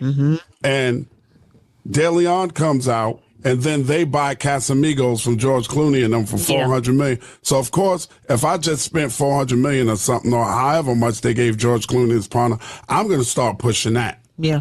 And De Leon kind of got pushed on the back burner. And then Puff all of a sudden decides to sue them for racial discrimination. All of this shit comes out right after that. Right after the Cassie case came up, then all the other cases from the Adult Survivors Act in New York came up. Now the kid Little Rod, who's supposed to be a videographer or a producer, produced on his last album, or his shit is coming up. He's suing everybody. All of this shit is coming right after he said, Diageo, y'all racially discriminated against me and tried to sue him. We know how a lot of people feel about black people. Yeah. When you get money with them and they getting a lot of money, you got to always remember in their eyes and in the back of their minds, you ain't nothing but a and that's all you ever going to be. I don't give a how much money you worth. So he's to me, you and don't get out of pocket. So he's basically saying that we've heard this before, that they're always going to see you as a nigga, no matter how rich you get. I think who's that? The famous boxing promoter Don King used to say that you're always going to be seen as a nigga in the eyes of those who have money. So let's continue. Why did all this stuff start happening? Right with the Diageo, to me, this shit is written on the wall, plain to see for anybody to see. That there's somebody, babes, are putting their foot in Puff's ass. I'm telling you, he had to sell his shares of Revolt. He has no ownership of Revolt no more. No, I know he doesn't. Now, let me say this right now. The sale for Revolt is not finalized. I know a lot of people are saying that he sold his shares in Revolt or he doesn't own the company anymore. It has not been unless it's finalized now. It still has not been found. The people who want to buy it could pull out at any time. So just keep that in mind. I'm gonna play just a little bit more of this as we get ready to call it a day. Reputation as a businessman is shot. He'll never get another distribution deal. Bad Boy Records, for the most part, are done. Yeah. It's done, babe. Yeah, it is done. It is done. It's done. Somebody out there Puff worse than they tried to Russell Simmons. This is the thing where people are failing to realize where everything, all the raids and all that, Puff has yet to be arrested. He has not been arrested, but he's being vilified, and he hasn't been formally charged with any crime. I think they just want to ridicule him and bring him. What I want to say is that this is true. Puffy Combs has not been charged yet. Doesn't mean he can't be charged. So Ed Lover does make some good points here. You do have corporations that when you get out of line, they have the power to shut you down. Especially if you're a black person, they definitely going to try to shut you down because they don't think that we belong in the room anyway, to the most part. So he does make compelling points here, but we have to understand something important as I'm going to move on from this particular portion of the podcast. We have to remember that, yes, there are corporations, there are powers that be out there that will do what they can to kind of stop you and get in your way.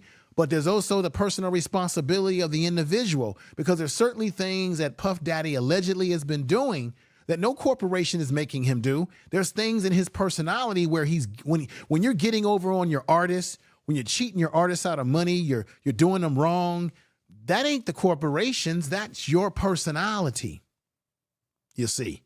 So sometimes as black people, we can get into the conspiracy theories or into the corporations trying to bring a black man down. That can be very, very factual. But we also have to look at the behavior of the man. The behavior of the man tells you a lot about the man before you even talk about what the corporations could or could not do to him. It's the person, the man himself, who appears to have some issues. Look, none of us are perfect. I'm not perfect. You're not perfect. We're all flawed as humans. But there's some things that are way over the top. And some of the things that you're hearing people that know this man, been around this man, are saying that this man has done, that he is engaged in, it tells you that he has an off personality. There's narcissism here. And so even if he filed a lawsuit against one of these drink companies that he made a lot of money for, and now they're trying to do something behind the scenes to make his life a living hell, it still doesn't change the other shit that he's been doing. It still doesn't change the fact that Miss Rubin is filing a lawsuit because she said that he shot her back in 1999 at that club, that she saw him shooting her, not Shine. It still doesn't change the fact that there's people that believe that Jennifer Lopez allegedly is the one that helped bring the gun in for him. It doesn't change any of that. That's still his character. See, black people, because we like somebody, because we're into celebrities, we want to make excuses too often for their behavior when it's unnecessary. Everybody, I got to get ready to go. I'm up against the time. I appreciate you all out here. Thank you for supporting the show. Share the video on all your social media. Tell people about the channel. Thank you for all the super chats. Thank you, Tiffany Jackson. Thank you, everybody. Alicia, I see you. I see you, Deborah Guns, Jill's Chocolate Boutique, all my regular folks down there. Don't worry, but worry about it is in the house. Thank you for being here. Jones is in the house. Another CG. All of you all, wonderful, wonderful. We'll do it again. Next week, I will have an interview. I'll have a brother on this channel. We're going to be talking about some pretty deep stuff next week. Don't miss next week's channel. I had to postpone that video for next week because I had to do this video today because it's time sensitive, right? So next week, we're gonna have a guest on, and you're gonna see us talking about some pretty powerful things next week. Some pretty interesting stuff as it relates to black men and black women, relationships, and all this sort of thing. So come on over. Be back here next week. I appreciate all of you. It's a war on the Take real, care, baby, everybody. look Peace. Outside, Peace. A war on the real, baby, look out. Cause it's a war on the real, baby, look outside. A war on the real, baby, look out. Cause it's Peace. a war on the Thank real, you, everybody. baby, look outside. A war on the real, baby, look out. Cause it's a war on the real, baby, look outside. A war on the real, baby, look out. Shout out to the crackers trying to gentrify the genre. Tell them free my niggas, middle finger to your honor. End of days coming down to seconds on the timer. Goofy niggas still trying to purchase that designer. About to buy a chopper, learn to grow my own food. Cause I don't like the look that get me in the Whole Foods. And when you stay ready, you ain't gotta get ready. But it ain't on me now, I'm limping cause my dick heavy. But ain't shit sweet, niggas think we thin. My whole attitude on MC Ren. It's my neighborhood now, Bob, I bought that. 400 years, how you still ain't caught that? I take pack to the lung, kill the stress to the head. I'm tryna do more for the soul, way less for the bread. Yes sir, I take pack to the lung, kill the stress to the head. I see the things that they do way less than they say. Cause it's a war on the real, baby, look outside. A war on the real, baby, look out. Cause it's a war on the real, baby, look outside. A war on the real, baby, look out. Cause it's a war on the real, baby, look outside. A war on the real, baby, look out. Cause it's a war on the real, baby, look outside. A war on the real, baby, look out. I don't know if I'm okay. I don't see the light of day. Looking up to higher ground, thinking that'll be a sweet escape. These days gotta schedule the romance, till they love is a slow dance. A short bike ride to the crib, using no hands, so did it feel like I'm floating. But I'm falling with both eyes closed when I let the world spin. Testing the water, she got my nerves tense. Back when I ain't even have a purpose, I was so eager to learn some things. Anxiety bring out the worst in me. Society paint me as enemy. My making it by that remedy. I'm more occasional, don't do it regularly. Backs under my eyes, weighing down heavily. Mama been worried, the devil allegedly deep in the plan. Subconsciously wanted it since I was 10. I thought I was sharp on my scroll and my pen think it did. So mama found shit of them legs. She told me that's not who I am.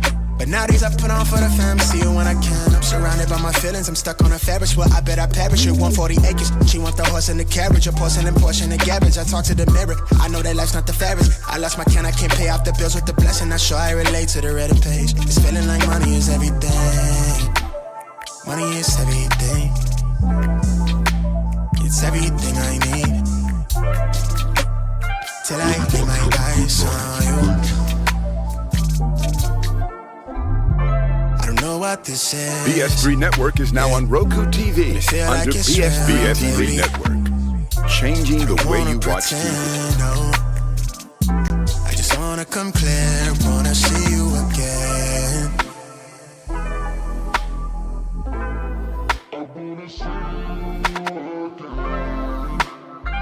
Jackal creatures.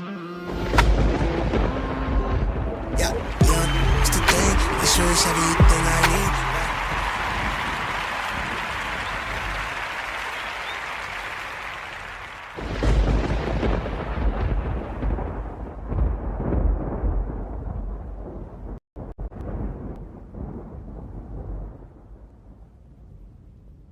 Tell the truth.